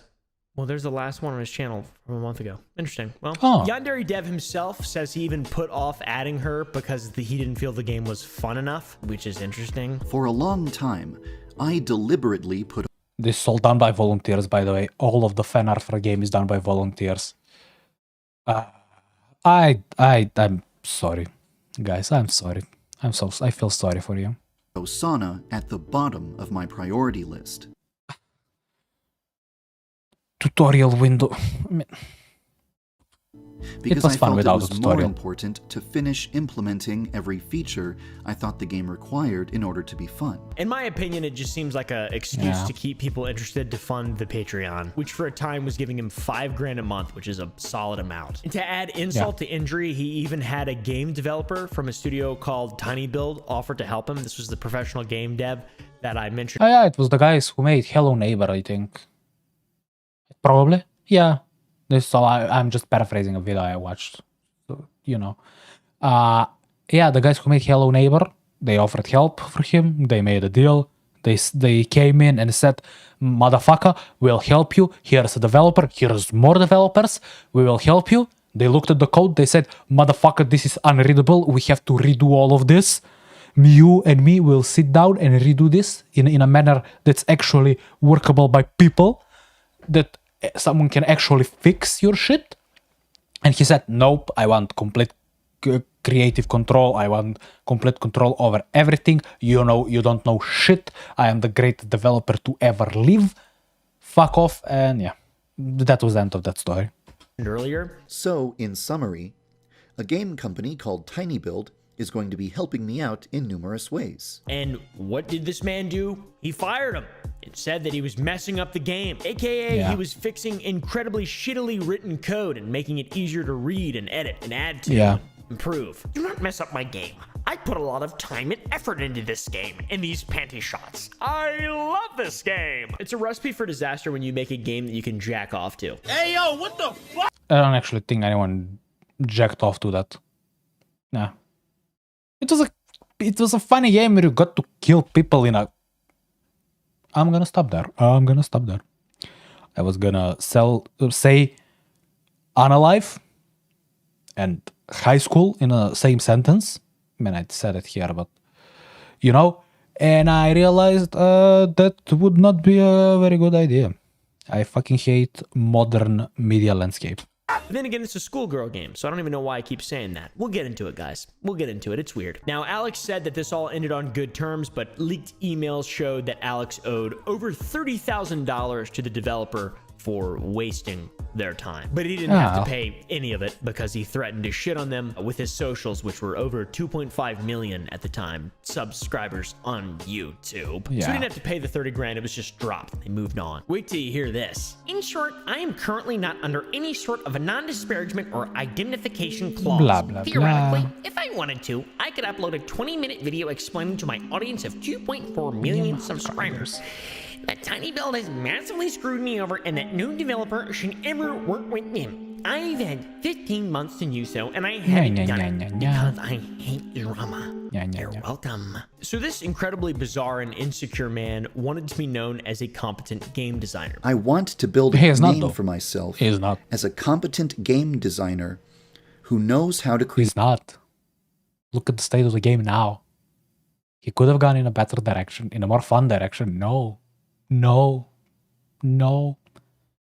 Interesting how he said game designer, right?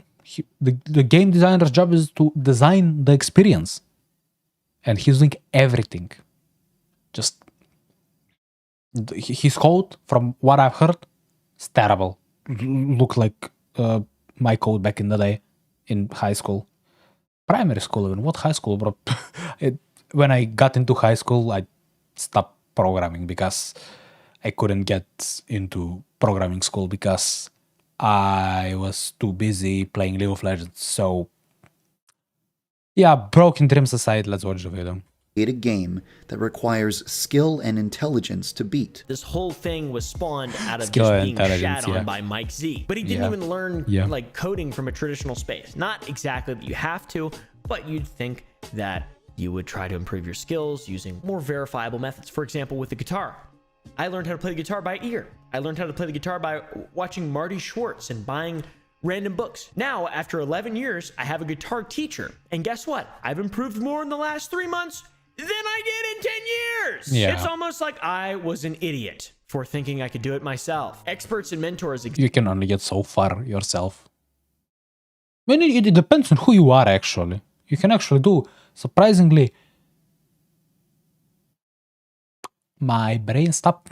You can actually do a surprising amount of things by yourself, just by brute forcing. But one wrong move and you're brute forcing in a wrong direction.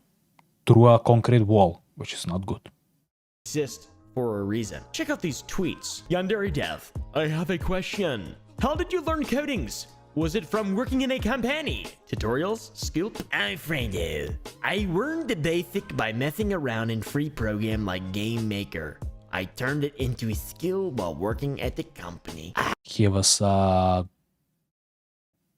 was he wanted to be an animator, and he worked a bit from some company. He was basically a random grunt worker who got to do nothing, pretty much, as I remember. Look at that little guy. This man is kind of notorious for being a really shitty programmer, to the point where people have even reacted to the code that he's written and laughed about it, saying that it's the most ineffective way to code a game pretty much in history. Which, is this true? I don't know. Are people just shitting on him? Probably, maybe. What's actually happening here? What is he calling? Title my render something main texture something here texture. What the fuck? Female uniform student. What the fuck is he even doing? But it is funny to watch, though, to be honest. The man, in some people's opinion, is not qualified to be seen as a competent game developer and probably will never be known as one. His track record, pretty bad. But what he is known for, guys, is being a bad person. Let's get into that. I just said Yandere Dev is a bad person, aka Alex. Is he really? Oh yeah. I don't know. He's Alex. Let's get into it. I guess his name was Alex. I knew he had a basic name. It might seem unbelievable that I would make such a claim. Way more fun to remember. Grown man who spent nearly a decade of his life developing a game in which you sexually harass and slaughter high school aged girls. Yep. Okay, we're good. Yeah. Don't scream. Your screams were cut short. I mean, yeah, you killed them. So that was the point of the game. Bizarre that might kill be your rival and anyone standing in your way. It's interesting that this is a sort of a revelation that we're all kind of coming to simultaneously. He has an audience, 2.4 million or whatever the f it was, and he loves to abuse and disrespect them while live streaming. In fact, while live streaming a game, he called a viewer a retard and then told them to go themselves. You're a fucking retard, sold out. Yeah, bro, classic early internet behavior. Bro was active on the internet since 2003. What do you expect from him? Basic, man. What? And obviously you're gonna call someone a retard if they're a retard. I don't justify him, by the way. /s. Go fucking yourself. Oh yeah, he had an obsession with Zero Suit Sam. He had an obsession with her. Some shit. Here he is seen screaming at viewers, calling them morons and idiots. Yeah, well, who's laughing now? Who's laughing now, you morons? Maybe he should go fishing or something. Here's him telling a viewer to go frick themselves and to violently insert and remove a cactus into their bung before then deep throating it. Kind of fucked up, kind of funny to be honest. Yeah. I need you to find a cactus, alright?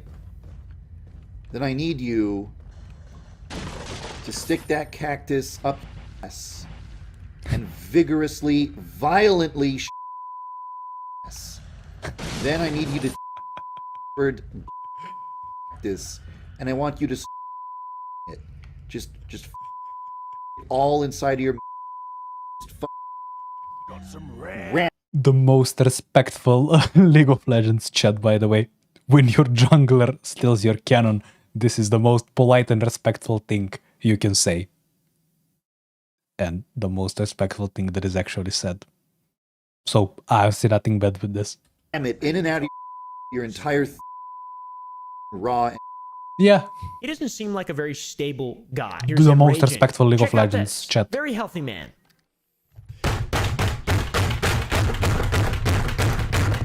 He's playing a rage game. That's funny. When you rage at the game is funny.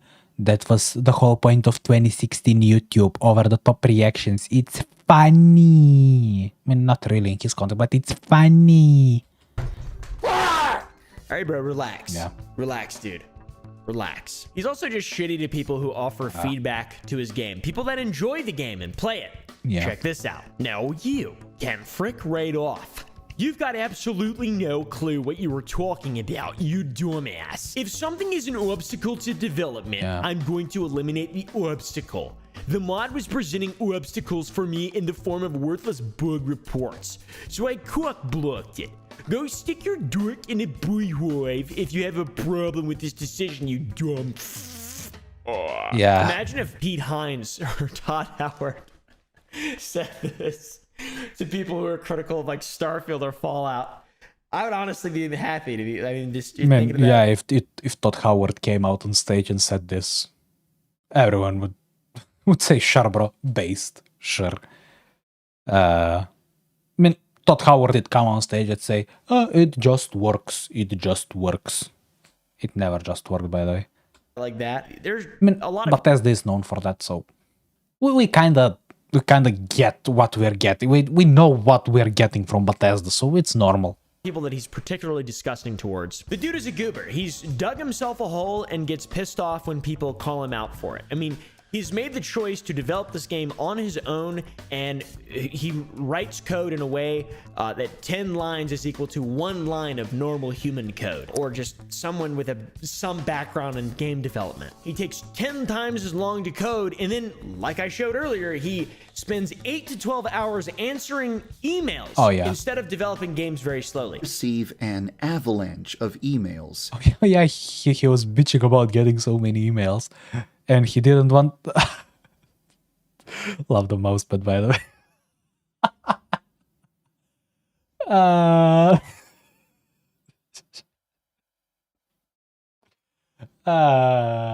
Bro. Sure, man. Sure. Yeah, he was bitching about getting so many emails. And when motherfucker said, okay, you have volunteers, just have someone like parse through your email to see what's important, what's not. He just came out and said, nope, I want full control over everything to do with this game, every decision, everything. Fuck off. Every single day. Depending on how much email I get, sometimes I spend between 8 and 12 hours going through my email. What the...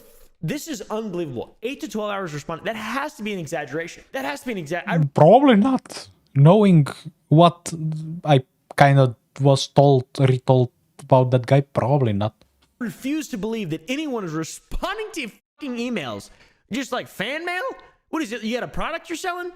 Emails? About the game or what, bro? What the fuck? It's not about the game. We'll get into that. Now, to be fair to Yandere Dev, I do understand that this started as a hobby project, by the way. Kind of started out of the heat of the moment. YouTube is done with Sniper Wolf drama. Whatever. Wow. He wanted to start developing a game at the tender young age of 26 years old about stalking, killing, and harassing high schoolers. So now, Yandere-chan performs a proper corpse disposal animation at the incinerator. Which is awesome and super cool and super chill, as we all agree upon, I'm sure. Yes, but yes, he found a following of demented weirdos with similar fantasies as him, and they want to see the... Now, those demented weirdos come from... the 2016 era of YouTube, when that game was a buggy, fun sandbox with a Japanese spin of killing high school girls. Fuck, I said. Sorry, TikTok. This game succeed, and he's doing his best to not let that happen, but also let that happen. I really don't. It's a confusing situation. He's just an asshole to everyone. Oh, yeah. That is, unless you are a potential mate, in which he will crawl on his knees and beg like a dog for attention. He is a horny, horny, horny man. Check this out. This is like a clip of him at some kind of freak convention where yandere cosplayers meet up, and he only gives shirts to the attractive women. Black, and then I'm like, wait, that's great. I got abused. Look at this motherfucker. Look at this guy. Look at this. I'm being stalked. I got abused. I got stabbed. And yeah, notice how most of the motherfuckers showing here, he had a big chick audience because women like psychopaths and being a psychopath and killing people as a woman. I mean, I love that too in game, but it's mostly this type of woman.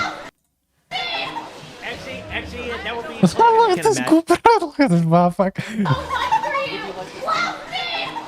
Look at this. Look at. Bro, pull out with his fucking. I don't know what this even cosplayer is fucking Asmod, bro. I can't imagine being like a 40-year-old man hanging out at a convention like that. I mean, those are all young people, it seems like. But maybe the dude likes his ladies like he likes his game. Underdeveloped, slow. The man has even an Bro realized what he understandable need said. for female attention. That's what men desire. Female attention. And vice versa, whatever, just in general kind of. I'm just speaking out of my ass a little bit. It seems like a lot of people welcome want to the that, club. right? And this desire, coupled with the fact that he has some power, he's sort of a famous guy, he's got a cool game that a bunch of people who love that shit, I mean, all those people, the conventioners swarmed around him like he's some kind of deity. This, all on top of him being a bit of a disgusting person, exemplifies some bizarre behavior and causes some pretty insane allegations to be thrown at this man over the years. And it seems like he has some pretty disgusting and dark fantasies as well. We'll get into it. An interesting little looking glass into the mind of Yandere Dev comes from a Vice interview that was done on Yandere Simulator a while ago. Have you noticed any initial resistance to the game at all? I'm definitely not in denial about the fact that I'm developing a game where the player is capable of slaughtering children and harassing underage girls. However, I don't feel ashamed about this because it's entirely fictional. No real person is getting killed. No real girl is being abused. I think that the overwhelmingly positive reception that the game has been getting is proof that most and the game being confined to the medium in which it is, in the setting which it is, it's kind of justifiably normal. It's not, but you can see through it. You can see in the context in which the game is set, it makes sense. That's all I'm saying. Tell the difference between fantasy and reality, and that most well-adjusted, sensible people don't get offended about what happens to virtual make-believe characters. Yes, sensible, well-adjusted people, my friend. So eventually, Bryce, weren't you signaling a bit too much? This goober saved himself by saying that everyone was 18 plus and changing the uniforms, etc. He saved the game because there was so much backlash, and it's just creepy and completely unnecessary to have a game where you slaughter young girls. It's weird. Who wants to play that? Apparently, women. What do you mean who wants to play that, bro? You saw the chicks. They want to play that. They want to be a crazy psycho fulfilling their unfulfilled high school fantasies about killing their romantic rivals. Bro! I'm gonna stop yapping. I did in 2016. The hell? Oh my goodness. There's arms. Yeah, when you could summon the arm demon and go around the school killing anyone. I didn't. It was YouTube, dude. I didn't fucking like this shit. Stupid as f. And he also said this. Yeah. Bro is virtue signaling a bit too much. Check this out. The whole everyone is 18 thing is bullshit anyway, obviously. The characters are clearly and obviously 16 to 18, but I have to officially say that they're 18 for legal reasons. It's like this in every game with 16 to 18-year-old characters. Nobody gives a shit outside of Yandere Sim because people look for reasons to crap on me. Under 18 characters have been dying and getting into sexual situations in anime games for years. Just look at Dangan or Persona. It's just the way things are. Anime games. Things primarily developed in Japan, where people don't really give a... I mean, they give a fuck, but it's more normalized there. And because he's from the other side of the ocean, then you get lynched a bit more. It's commonplace in games. It's practically the norm. Dude, shut the fuck up, you freak. Anyways, which is it, man? Which is it, man? You have a history of being a really creepy guy, and the things you've said about your game and people being under the age of 18 is also really, really, really creepy. This man's wishy-washy nature about his statements regarding the age of the characters in the game that he made really start to make sense when you look a bit into his past. He has a history of being a creep, foundationally so. And there are many sources to back it up. This guy had a blog where he was a self-proclaimed video game babes examiner. Alex. Now, this man was like 23 at the time of writing this. In these blog posts that he made, Alex, the yandere dev, would rate games that were created for creeps, essentially. And so much of it is disgusting to read. Look at this. To love Rude Darkness, Battle Ecstasy allows the player to love Rude Darkness Battle Ecstasy allows a player to do something to anime girls. Huh. I think To Love Ru is that a fan game? Girls. Let's hope it's a fan game. What is wrong with you? The whole thing just gets worse and worse and worse, and he puts pictures up of the game. You can even find all this stuff on his public Twitter that he seems to have forgotten the password to. But the links don't work anymore because he covered some of his tracks. Smart guy. He also wrote this in his chat. My true form is a 16-year-old Japanese schoolgirl with double D breasts and naturally pink hair and rainbow-colored eyes. Your true form is a freak. So the dude is an absolute freak. Okay, I can't defend bro on that one. Can't defend bro on that one. Nope. Just become a VTuber, man. This is very much clear. You can see he's inconsistent, or he realized at some point he needed to say that they were all 18 and up just to save his own ass, right? Because people think it's weird, which makes sense. I mean, it is weird. It's really freaky, and you should stop doing that and go back to wherever you're from. Also, leave. Just in general. He said this in 2015. Since it's Yandere-chan's second year in high school, I think she's 17. Since Senpai is 1 year above her, he's probably 18. You know, bro, it's your game. What you say is canon. But then he just switched it up immediately because he realized he couldn't just insert himself into all the fantasies of his game. So now they're all 18 plus because he's a 16-year-old double D girl, Japanese schoolgirl with rainbow eyes, or whatever the f he said. Another little strange red flag that was brought up in the development of Yandere Simulator was this little funny moment in which he said he didn't want all of the main... I don't know, bro. Which one of this looks cool? Hate this chick. Don't know this chick. This chick looks like the one that was a placeholder for this chick. Don't know. Is this the nurse? I don't know. This some teacher? Yeah, the teacher was good. And I don't know who these are. I don't know why this is the last one. As that inspired motherfucker. Rivals in the game to just be copy pastes of Osana, the already finished rival. So he gave us a list of what's to come. But then he showed, I guess it's a joke, all the different versions of Osana. Osana, Cooking Osana, Snobby Osana, Spooky Osana, Sporty Osana, Clumsy Osana, Slutty Osana, Manly Osana, Osana, Final Boss Osana. Osana. Interesting. Dude's is bro supposed to fuck his cousin at some point? Or sister? No, in Japan it's probably a sister, but he will probably go for the cousin cope. A fantasy for himself. He's living out his fantasies in these games. This is so fucking creepy. All of this information sets the stage for the recent drama that Yandere Dev has been involved in.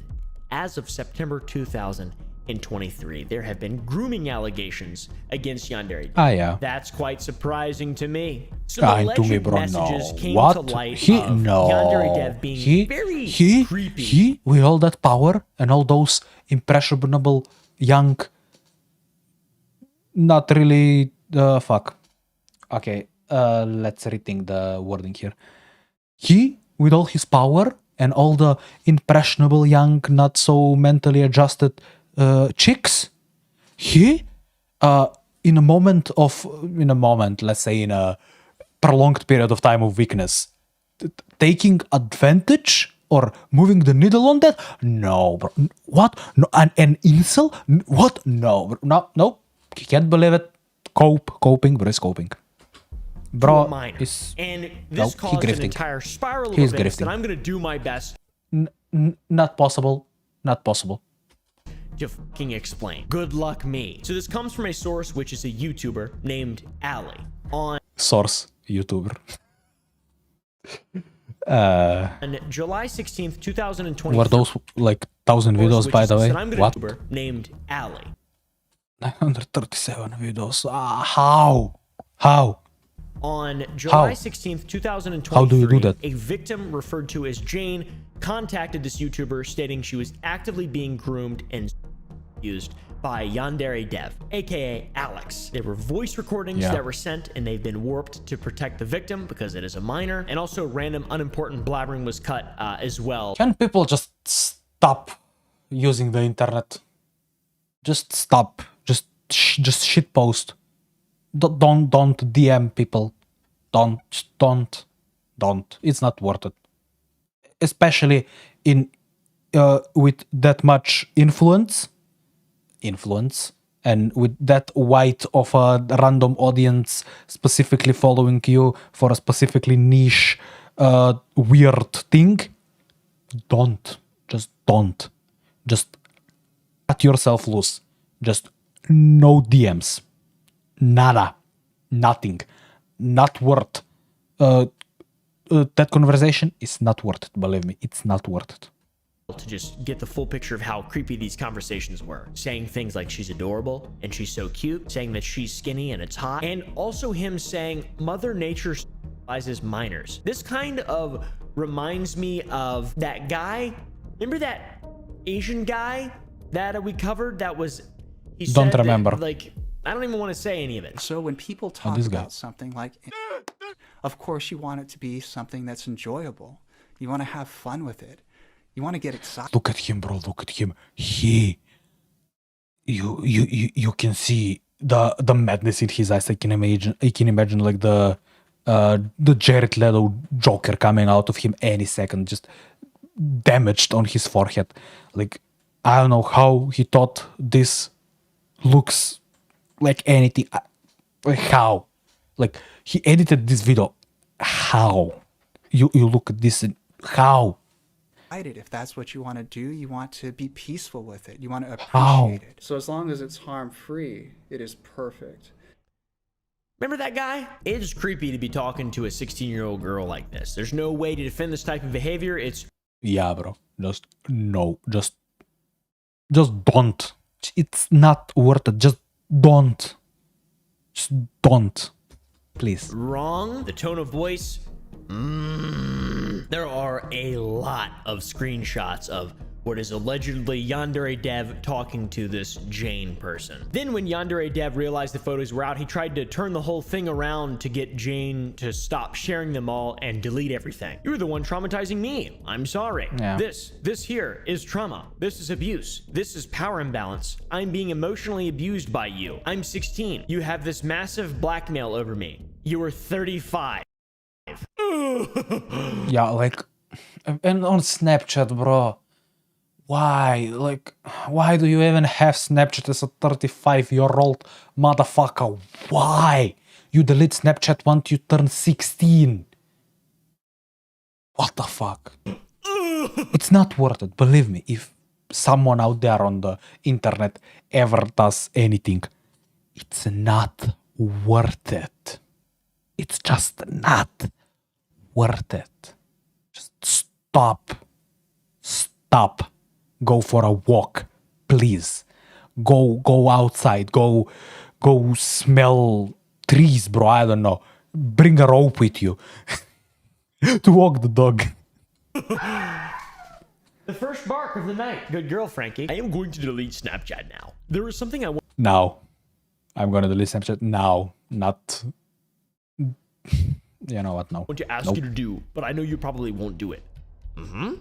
Please say I lied. That was something. something. It was real. I asked my friend to use... Something died. What died? Now I... the camera died. Bro, that... You know how much that sucks, actually. You know how much that actually sucks. I fucking hate it. Okay. Did my professionally mounted phone actually just die? Yeah. Okay, camera is dead. Well, camera dead. So I don't know. Do I have anything else? Do I actually have anything else? Let's see. I probably have a different camera somewhere, but who's gonna set up that shit now, bro? Why do this to me? Okay. Okay. I guess let's play Minecraft until I fix the camera. Or set up a VM. Yeah, let's set up a VM. I want to set up a VM. Fuck this, I guess. Let's see you guys in a nanosecond.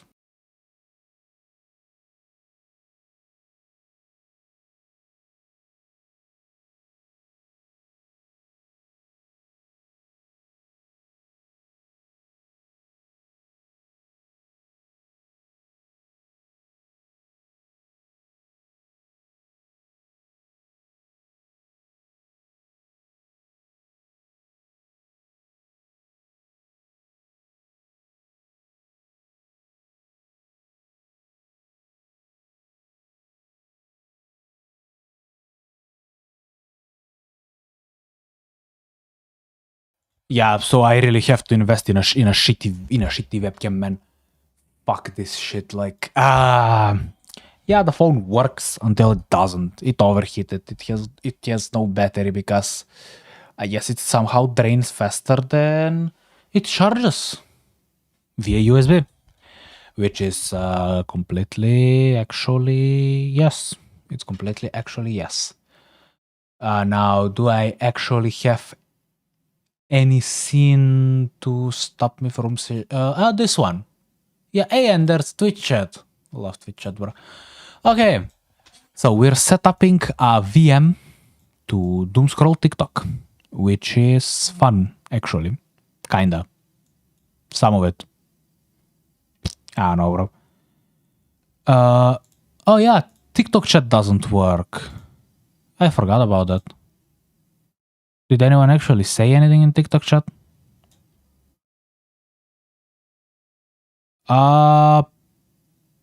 Probably.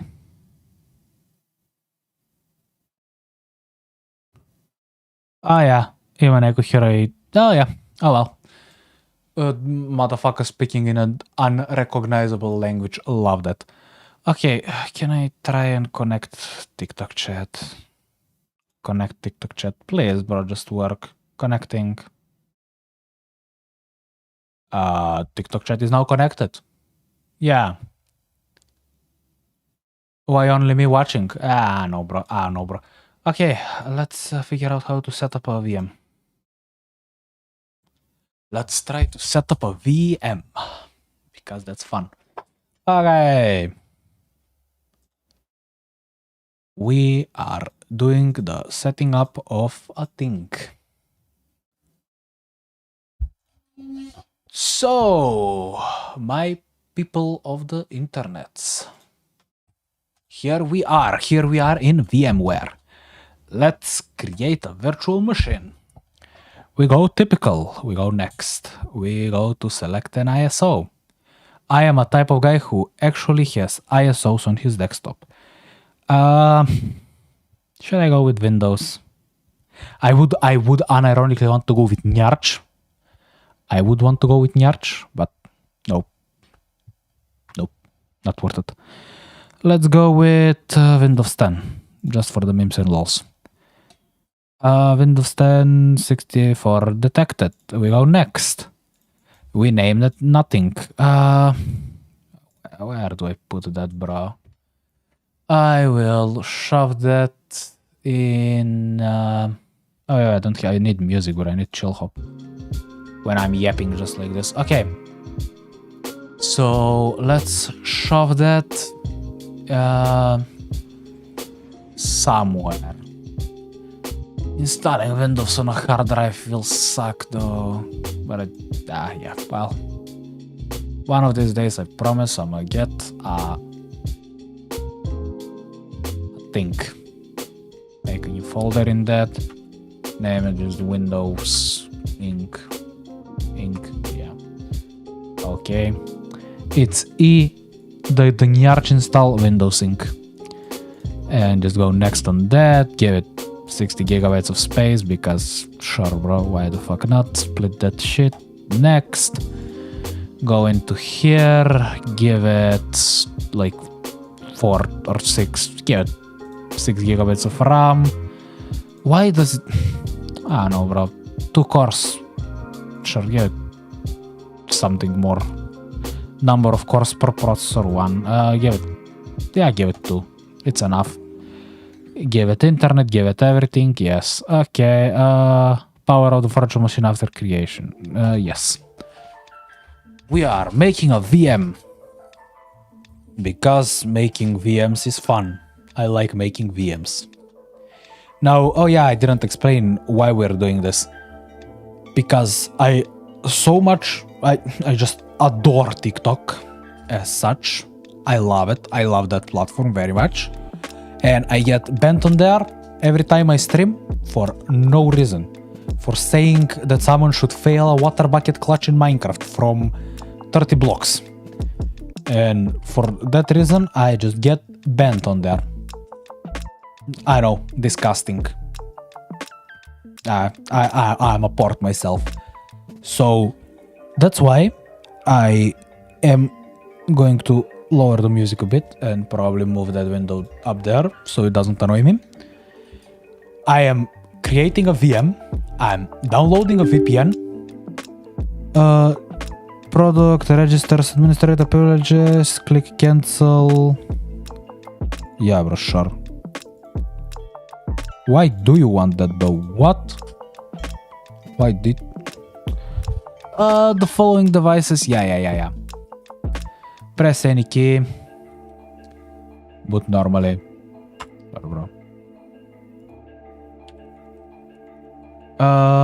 Continue to boot using the default boot order. Enter setup. Configure boot, but I had this. Yeah, sure. Just continue. Am I doing something wrong? Yeah, I am.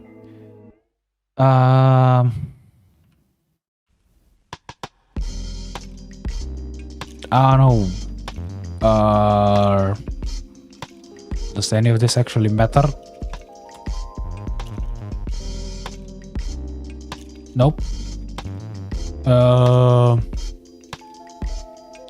Internal shell unsupported option? What? Virtual SATA CD-ROM drive something MSI 1. Shouldn't that work, bro? What?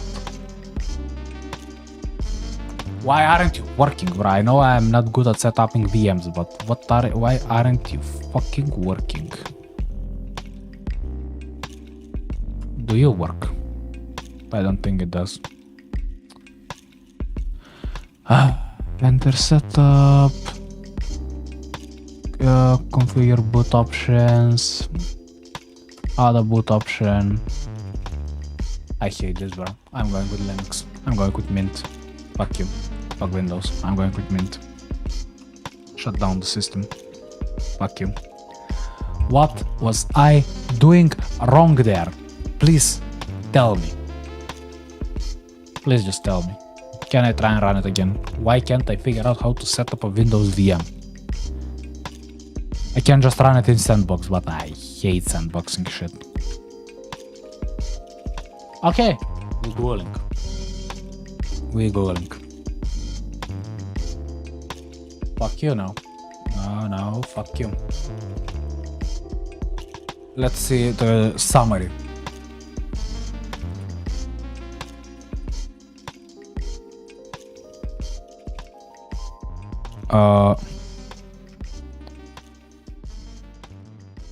Let's see.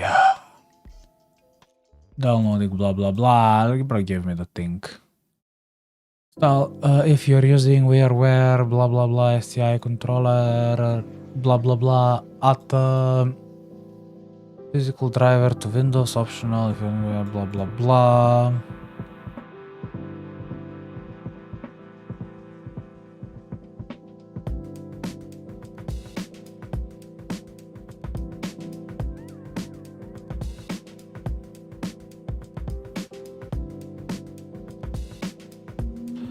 Yeah, bro, what? You're so not worth it, the hustle. You know what? You're so not worth it, the hustle. I'm going with Nyarch. Fuck you. Yeah, I'm going with Nyarch. Go, fuck yourself, bro. I don't know what I'm doing, but go fuck yourself. We're going with Nyarch. Or Mint. I'm going with Mint. Yeah, I'm going with Mint. It's old mint though, right? Yeah, this is old mint. Yeah, I'm going with mint. Fuck you. Next. Linux. And it is Ubuntu based. Let's just do this. Next. Other somewhere, let's install it in a random directory. And Linux installing actually takes a fuck ton of time, so that sucks. Yes. Bro, please here. This, just delete that one. Thank you. Make it folder. Okay. And we go next. Give it like 30 gigabytes of space. It doesn't need it. Put it on one file because why not? Give it a bit more RAM, like 5 gigabytes is enough. Then sure to course, nice. Let's go with Mint. I actually know how to handle Mint. Fuck Windows. Yeah. And I couldn't set up Nyarch for some reason. Bro, let me work. Yeah. Share. Yeah. If I could have set up if I could have forced Nyarch to work for today, I would have been using Nyarch. And now see when even Mint. Oh, Mint actually brought it up. Ah, yeah. I actually have so much experience in just reinstalling Mint. It's not even fun, bro. It's not even fun.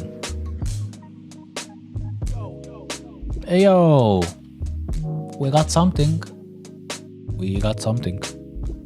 It's slow. Doesn't need more cores.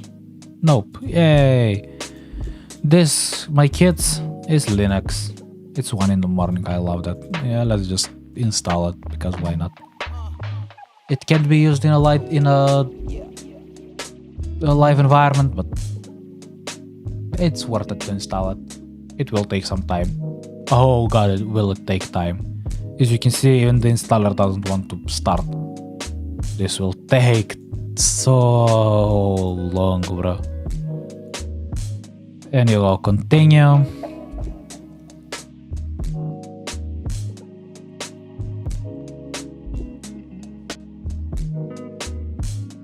Install the media codecs because why the fuck not?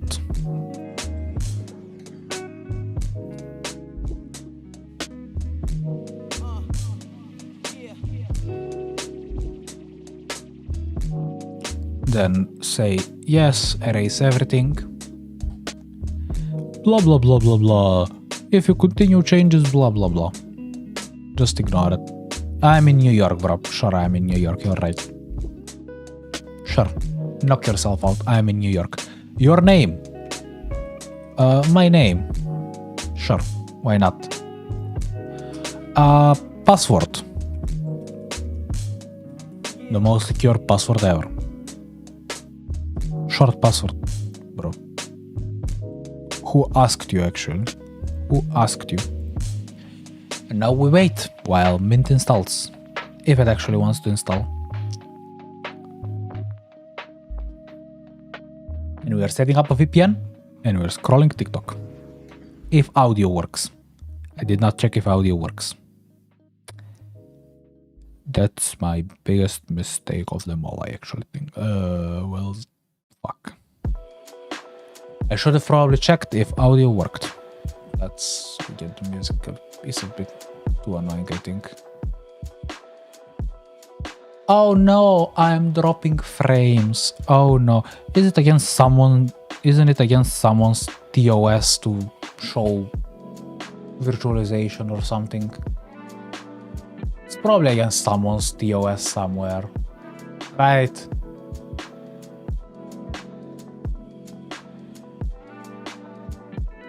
I don't know. Let's get this back here. About finished copying files. Bro, it's about finished copying files. I love Mint, bro. I love how easy Mint is to work with. I couldn't figure out what to do with Windows there. I was just stunned.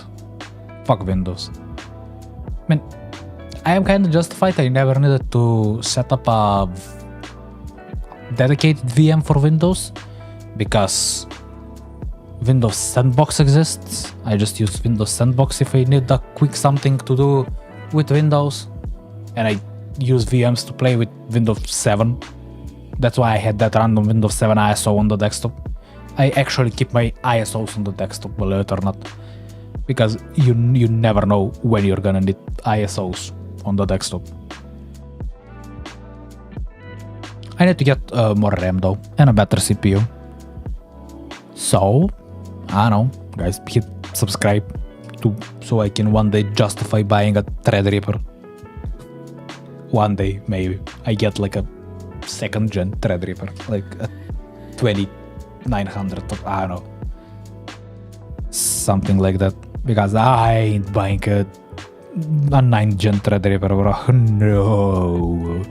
Or probably like a 16 core 1600, I don't know, one of the early Threadrippers.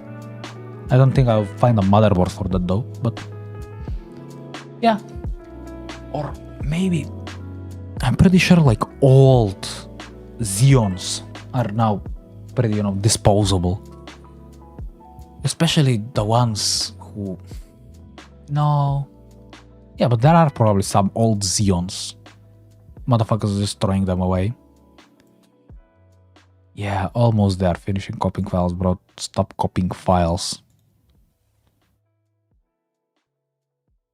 Yeah, Mint is a bit temperamental on installing. It will take some time.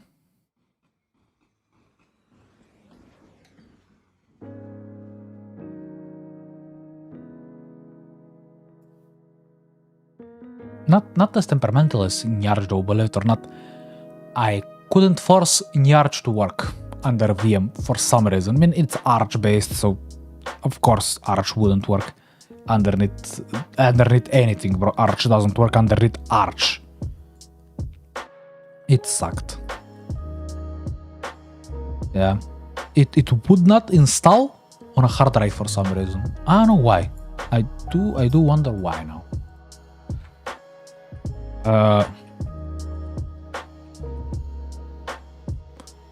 Let's see.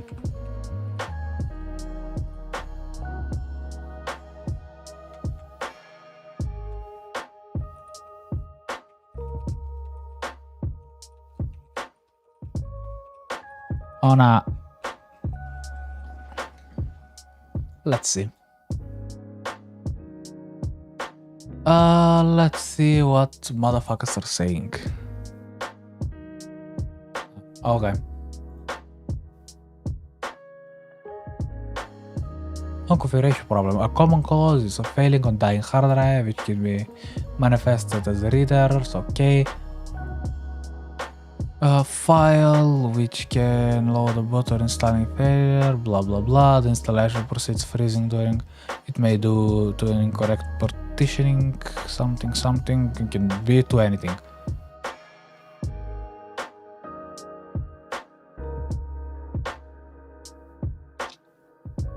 So everything. So anything. Arch is just that guy. Arch is just the temperamental piece of shit. Wow. We love that. We love Arch being Arch.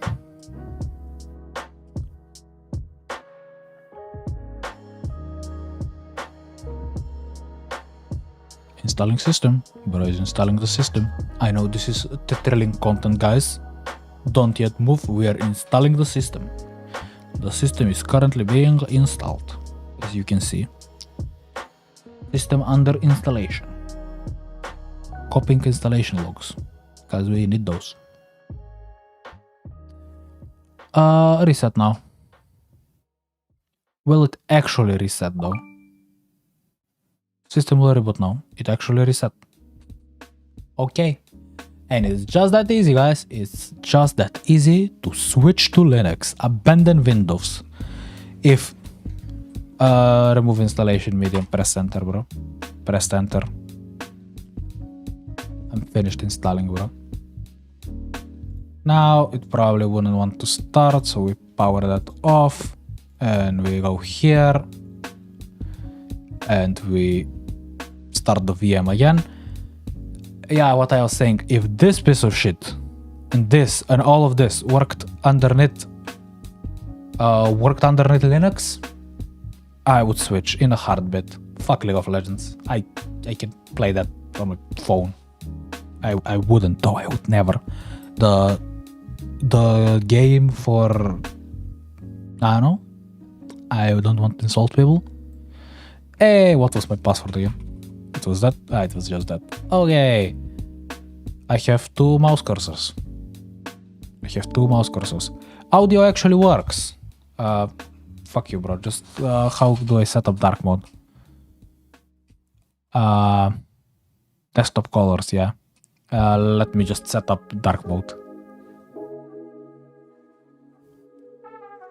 It is just install. Why do I have this? Oh, because yes. Updates. We don't need updates. It's 8 o'clock somewhere in America. So, okay. First thing we need is to change the desktop resolution. Yeah, first thing we need is to change the desktop resolution. Let's go to full crisp 1080p. Apply. Oh, we are at 1080p. Keep your configuration. Why are you doing that? How? Nope, no, you. Not full. What? Free stretch. Yeah. Well, yeah. That was what I wanted to do. Okay.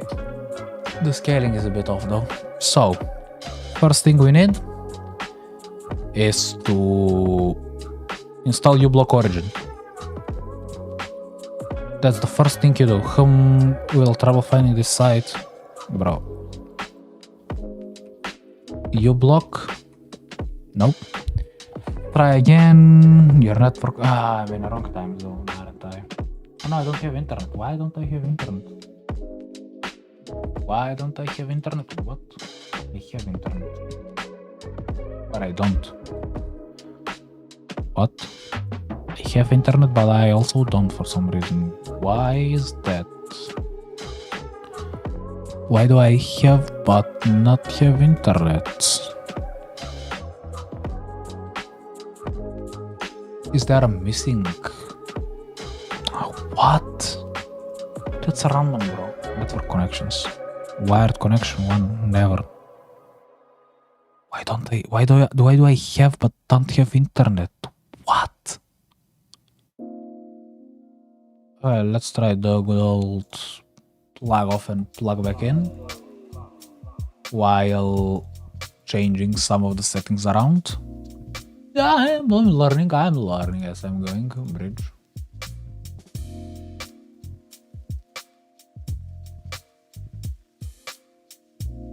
Let's try with the bridge mode. Let's try like that. Maybe it's just temperamental for the sake of being temperamental, bro. You never know. Why is this? What the fuck? Okay. Maybe it's just temperamental for the sake of being temperamental. I like how weirdly stretched it is though. There is an animation there. Wow, bro. Never saw that on my fucking MacBook.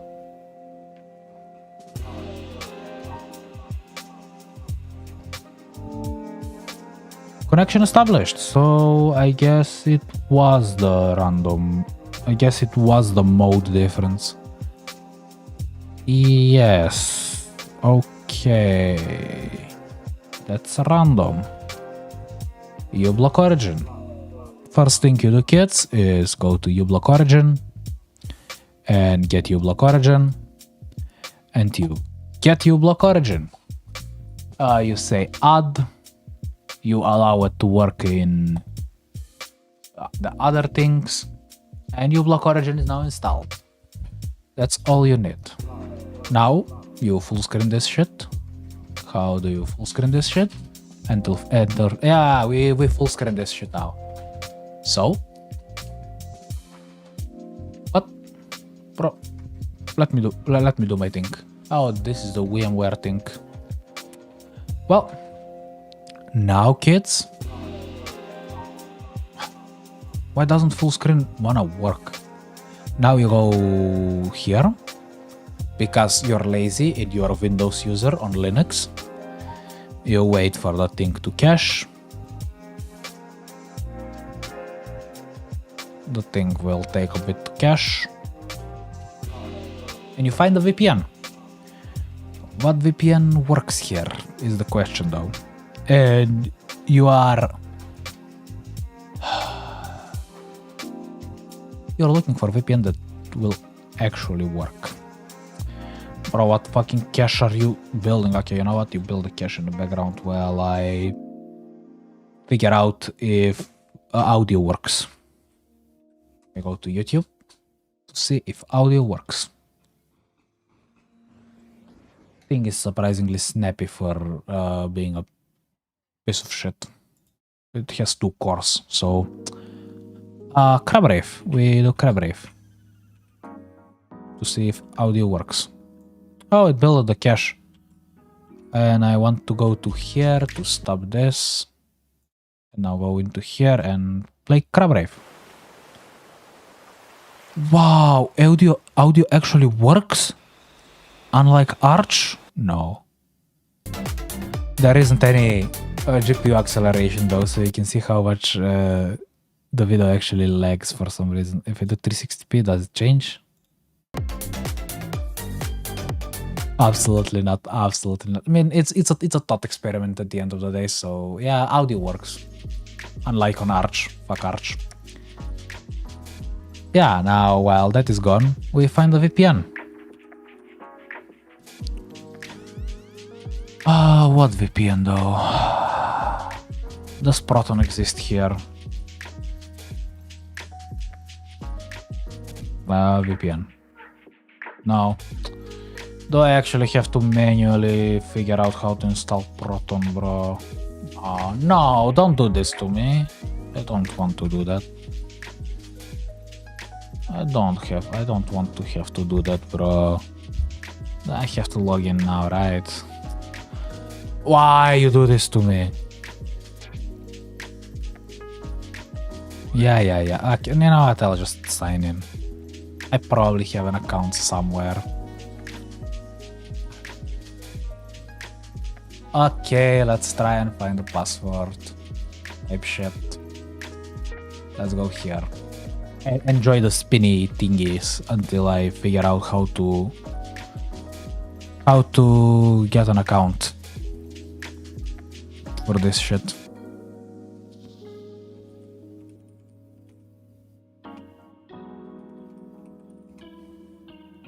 Yeah, and what was my password again? There was some ridiculous password, but it was some actual ridiculous shit.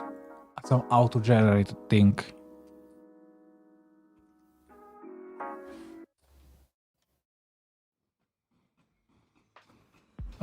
That, and now that. Like so.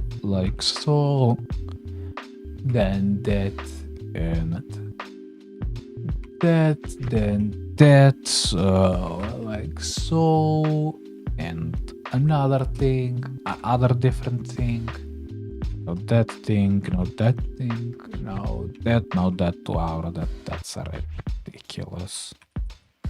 That's actually ridiculous. What the fuck? Okay. The system is dying. The system is dying. The system is dying.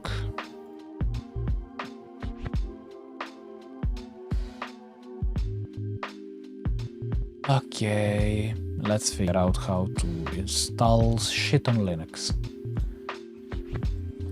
You are about to see live why people don't switch to Linux.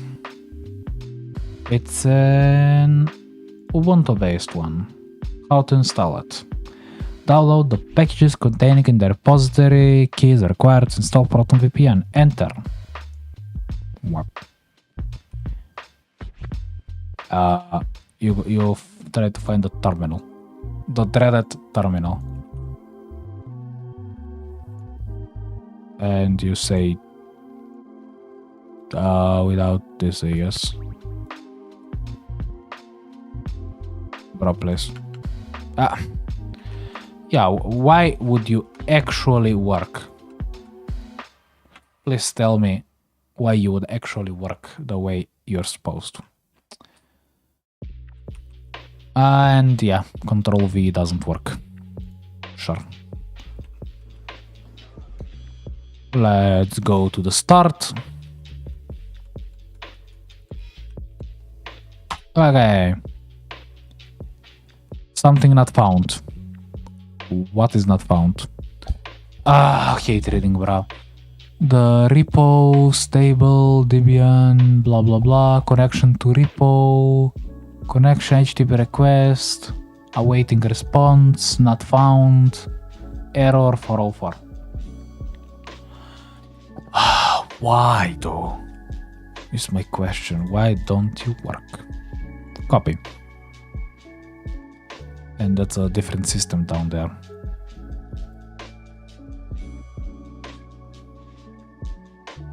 Will this work now?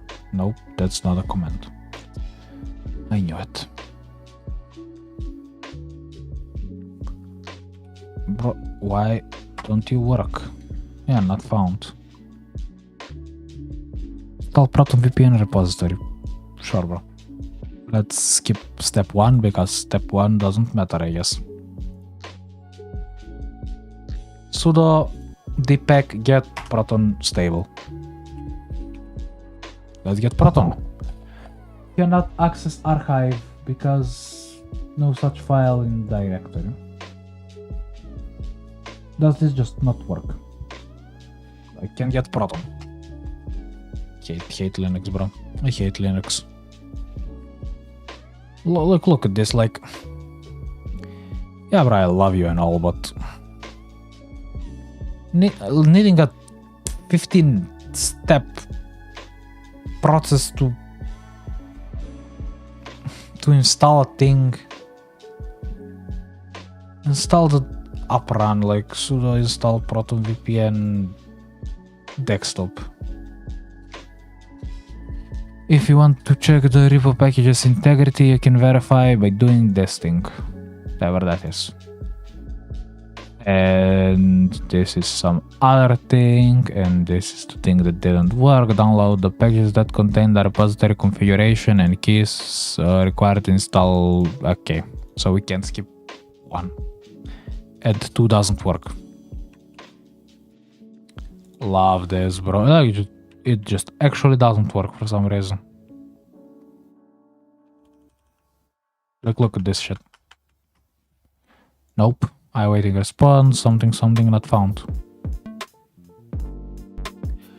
If you ask it why, it would not fucking know what. Why? Okay. Is there an actual easy to use, easy to deploy VPN I can find here, bro?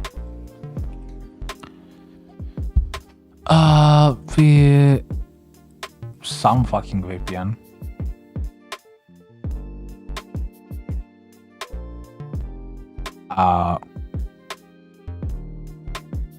Open VPN configuration manager. Nope. What are you? Do you actually work? I don't think this shit actually works stable. What the fuck is that? Okay, I'm googling what the fuck that is, because sure, bro, I trust random VPNs.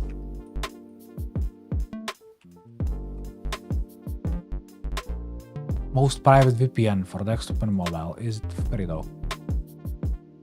Nope. The world's most private VPN. Nope. Okay, so no VPNing around. That sucks. There's Mozilla VPN. Which, why do I think a fast, secure and easy VPN? Okay, no, we're googling shit, bro. I don't care.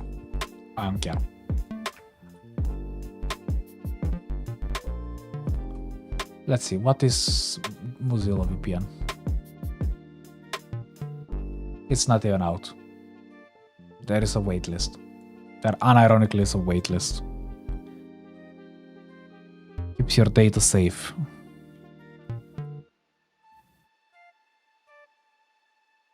Powered by Mozilla.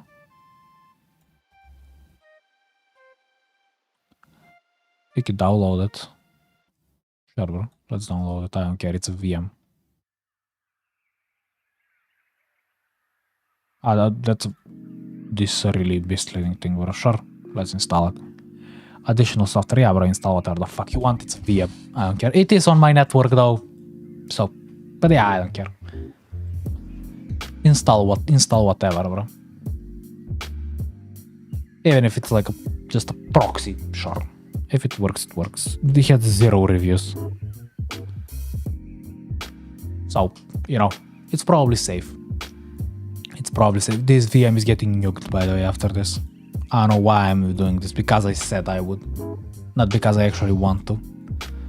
For next time, though, like, this is clearly going nowhere. For the next time, I'm actually setting up a working Linux installation with a working VPN. This, you know, random troubleshooting on foot? Nope. Not doing that anymore. Nope. I will wait for that phone to charge a bit and then finish my reacting to the random video. And just so I can re-upload that to YouTube later. And it would just be done. That's it. Maybe go run a quick Cayo Perico heist because I'm a leech and I'm bored. And if I don't play GTA 5, I get the X. I start shaking. You never want to start shaking. Install. This is the thing about Mint I hate. This shit. This progress bar means nothing. This progress bar actually means nothing. Hey. Wow, bro. I need to sign up. Waiting for sign in and subscription confirmation. I don't have a subscription, bro. It's not free. Boo. It's not free. Boo. Boo. Boo. It's not free. Don't want it. And I couldn't get Proton. I'll get it working, bro. I'll so fucking help me God, I'll get it working. Till then, let's go grab the fucking phone to finish my reaction video. Ah, fuck it, bro.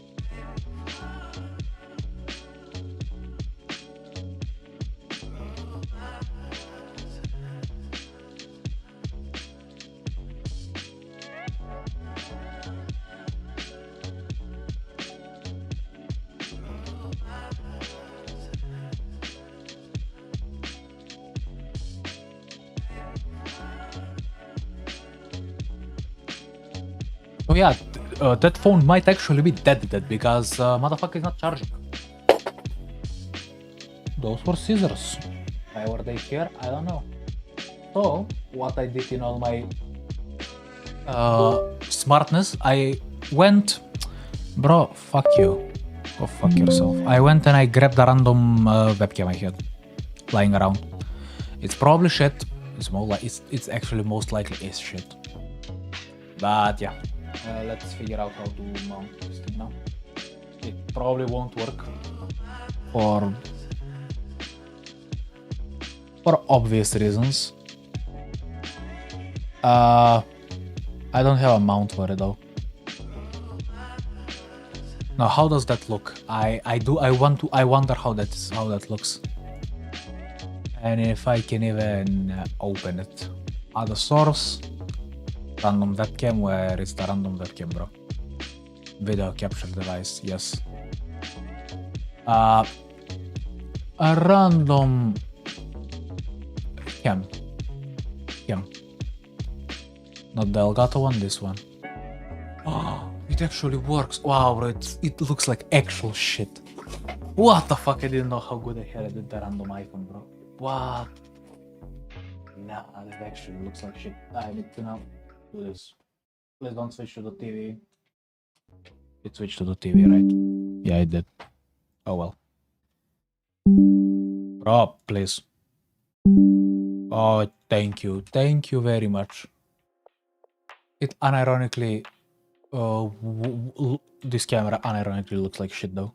Like unironically looks like shit.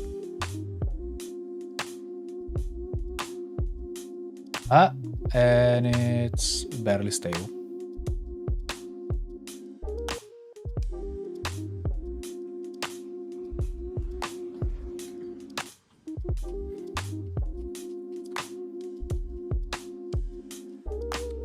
How do I mount you? How do I actually mount you? What? Wow, bro. What the fuck?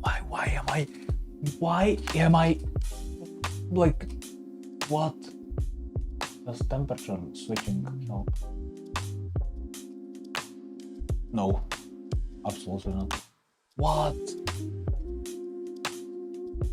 Well, that sucks massive donkey balls. Doesn't it now? Oh well. I don't know. Will it just work? Wow, it just works. Don't mind the chaos there.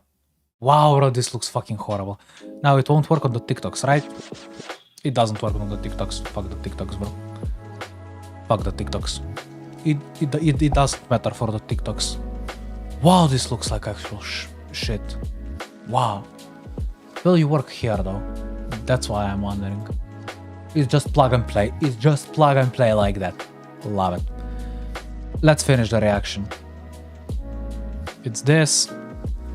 Let's see my beautiful face in crisp 2 pixels while I figure out how to kill kill VMware. And I quit the wrong thing. I hate VMware, bro. I hate VMware. Excuse me, Mr. VMware. Do you want to just not exist for a nanosecond? How do I kill you? There's so much shit on, bro. Here you are. Yes. Okay. So. Wow, bro. I really need to invest in a camera or something like this. This looks like actual shit. Okay. Let's stop the music and finish the video reaction. Let's explain it for the video. So yeah, the phone is dead. Not charging. Oh well, grab the shitty webcam though. Look at my shitty, crisp 300p 3 FPS quality. Okay. Yandere Dev AI voice changer. That is not actually his voice. Please don't actually release any video. The evidence is all fake. Imagine saying that. That's so strange. All this now. Yeah, his voice did sound a bit too deep, but that, you know, it doesn't matter. Seemed like a massive losing battle for Yandere Dev, but he did actually get what he wanted for some time. Drama came up again, and Jake requested that Ali, the original YouTuber that leaked the recording evidence voice video thing, Jane requested that Ali not post the video because the audio was clearly her voice and it was getting her harassed at school, Yandere Simulator style. And for a little bit of time, Ali really did seem like the bad guy because she posted it regardless of Jane's request. And in a Reddit post, we have Jane sharing their thoughts from the screenshots of Ali posting the stuff anyways. Jane said they couldn't handle it. Maybe in the future, they didn't want to deal with it right now. And then Ali's like trying to get them to do it no matter what. And then Jane just says, I just don't want it. It's obviously a very stressful thing. Regardless, I've never had anything like this happen to me, so what the f do I know? It's all allegations. Motherfuckers are a bit hungry for, you know, just exposing someone. Video anyways, and people were not very happy. People saying no means no. Jane didn't want the video shared, etc. It was bad. It was manipulation. It was bad. It was bad. It was bad. Okay, here we go. It was bad. After some time passed, Jane changed her mind and decided to have the video put back up to kind of get the full story out there. And Jane realized that she felt bad because she saw Yandere Dev as like a boyfriend, despite it not being a healthy or legal thing at all. She was manipulated the entire time, she claims. Then Allie would defend herself, saying that Jane allowed her to put everything back up. Boom, we've got proof of that. Jane was comfortable with it being put up this time. Later on, Jane's original position of not wanting to post stuff was clarified by a TikToker stating that she backed out of wanting the video uploaded because she was being threatened by Alex with legal action and more. First and foremost, she wants everyone to know that she has been bro, no, I can't take you seriously. I'm sorry, I can't take you seriously. Yeah, the guy is a piece of shit. Yeah, he's an actual piece of shit. Fuck him, but I can't take you seriously. Everything that Ali, Bug, and I have been doing in public. She felt the need to hide this. Stop pausing, bro. You know, okay, it's TikTok. It's TikTok. I'm not the one to speak. It's just TikTok. Support because she felt threatened by Alex. Behind the scenes, not only was Alex having Jane help him field questions and write apologies for Yes, he made his 16-year-old victim help him write his apology. him, but he was also getting her to retract statements with threats of legal Actually, still action so that he could dodge accountability for what he had done. And then after bro is a piece of shit, but I can't take that chick seriously. I just can't. everything happened, Yandere Dev ran to his epic vlog and posted an apology. Hi, you've probably heard some really concerning stuff over the last few days. You might have seen a video that has left you feeling worried, disappointed, and wondering what I have to say for myself. There's a part of me that wants to say, no, you don't understand. The video was edited in an extremely dishonest and misleading way, blah, blah, blah, blah, but I'm not going to focus on that. There's a part of me that wants to do what I usually do and type out a massive essay where I over-explain absolutely every single detail about the entire situation. Oh, what the dog doing? Imagine having that level of self-awareness, but still not being able to capitalize on it. Check this out. I'm just gonna take accountability and own up to a really, really huge fucking mistake that I've made. This is just such a classic Yandere Dev thing to do. Man's got his underdeveloped game and he loves underdeveloped girls, and he also has an underdeveloped mind. I keep thinking, I actually did that? You goddamn idiot. But I want you to know that I've been kicking myself nonstop since this situation happened. Okay, that's good, brother. That's awesome. Instead of doing everything in my power to disprove the allegations that I'm attracted to kids, I made some remarks that sound really, really, really questionable. I'm just going to own up to this one. That's good. I'm glad you're taking accountability for whatever that is. Whatever that is. Really interesting. Really interesting. Also, this is a long post, and it's just a strange over-explanation of every single minute detail. I mean, the guy did say so, that he likes writing big essays, so... Hey... At least he was honest. Weird. Since this happened, by the way, he has a bit of a statement on behalf of the people who volunteered to help make the game. The people whose voice assets and other assets he used to help his dream come to life. Some of the game's volunteers started receiving harassment and abusive messages. They can no longer be associated with me or my project and want me to remove their assets from the game. I get it. Yeah, that's it seems like it's probably the end. Probably the end of that. So the man made a relatively fair and relatively rational, comparatively speaking, apology, owning up to being creepy, owning up to being a freak, and saying that he's going to suffer from this and he realizes his mistake. Good. That's awesome. Okay. And then after this, he shows, for what it's worth, a donation towards RAIN, which is a sexual assault survivors charity, and one that we've bro gave $1,000 here on the channel. He proves that he donated $1,000 to it.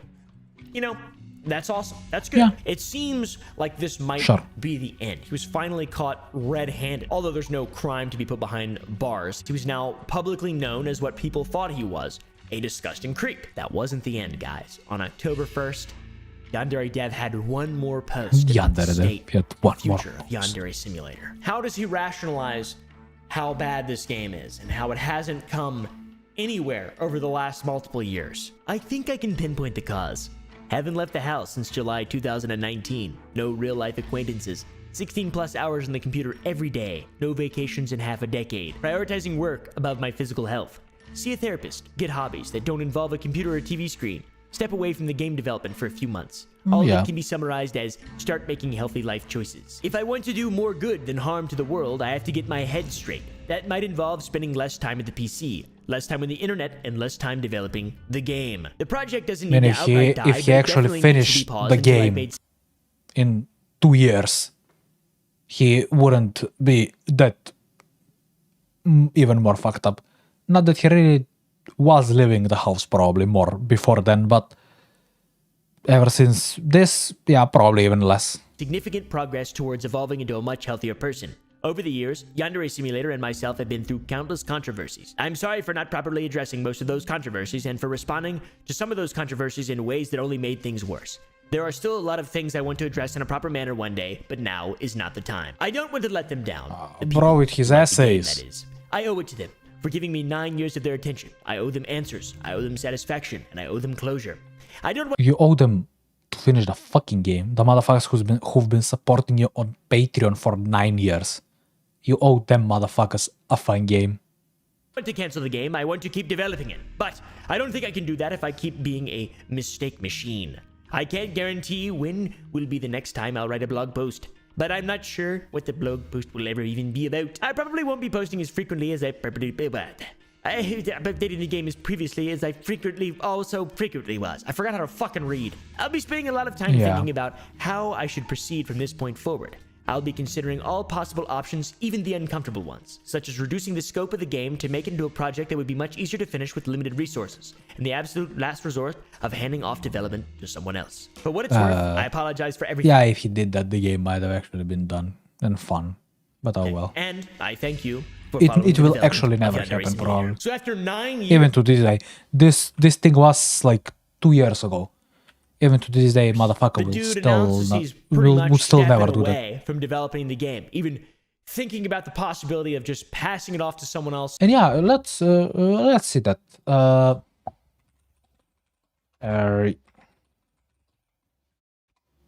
Yandere Simulator. Let's see. Where is the last? When was the last blog? Okay, happy Halloween. Bro is active. Bro is active. This is some fan art. I'm getting banned on everything. This is nice. What is this actually about, though? Does this have anything to do with anything? I guess there is a Yakuza thing. Yeah. So bro is actually active. I hate reading, so I will not be reading anything. But the skimpy fan art is saying everything about everything. Damn, bro. Like this. Commission. Yeah, nice. Nice. 11th anniversary. Nice. Yeah, bro is actually surprisingly active. I don't know how much he's actually working on the game, but he's surprisingly active. This bug fix build on the 20th. Surprisingly active. If you're new around here, I'll provide blah blah blah blah blah blah blah blah blah blah. Sometimes I release small standalone. What the fuck? Huh? What's the small standalone game? Oh, this thing. Sharura. Yeah, he's still up to his old antics. Oh well. At least the game is getting something. Abandoning his child. All it took was concrete proof of what people had pretty much thought and had been saying the whole time. Interesting. Taking people's money for 9 years and still not having a finished product. And then finally he realizes... Such is life. Maybe I need to go touch grass. Yeah, you fucking think? Seems like the end of Yandere Dev to me, guys. What went wrong? Well, probably all the weird shit that came out in September, to be honest. And also, game devs just suck. You know, he added a bunch of stupid gimmicks and Easter eggs for YouTubers to keep them hooked, fucking hook, line, and sinker, to keep that little... So that's the video, I guess. He won't really say anything smart after that. And what's the conclusion? The game was fun in 2016. Yeah. High school girls killing each other, well. And yeah, that's the video, believe it or not. I will now disconnect this shitty camera. And go play some GTA, I guess. Why not? I have editing to do. But I hate editing. I don't, but I hate editing. So, say goodbye to the camera. Hola! It's a goodbye to the camera there. And say hello to the camera here. Bro, it's such a shitty camera. It's such a shitty camera. And there probably is a delay. Or not. There might actually not be a delay. Huh. That's random. Okay, let's run a quick GTA now. If it would even allow me to do. Yeah. Or should I? I'm kinda lazy. It's like 2 in the morning here.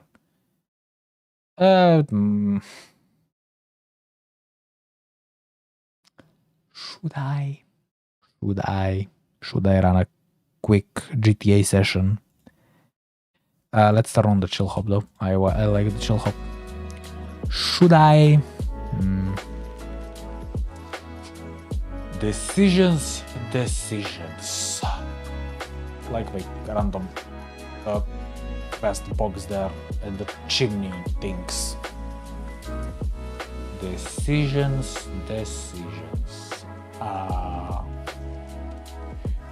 Well, I am kinda lazy. So, I guess that's about this stream though. Did I get banned on TikTok? No, I didn't. Wow. That's random. What? How didn't I get banned on TikTok? What? No. Unbelievable. Okay, yeah. So, that's it I guess for today. I don't know. Hey Larry, go touch some grass. Drink some water. I will set up the TikTok scrolling VM. Yeah, I will set up the TikTok scrolling VM for next time. Until then, see you guys around. Bye.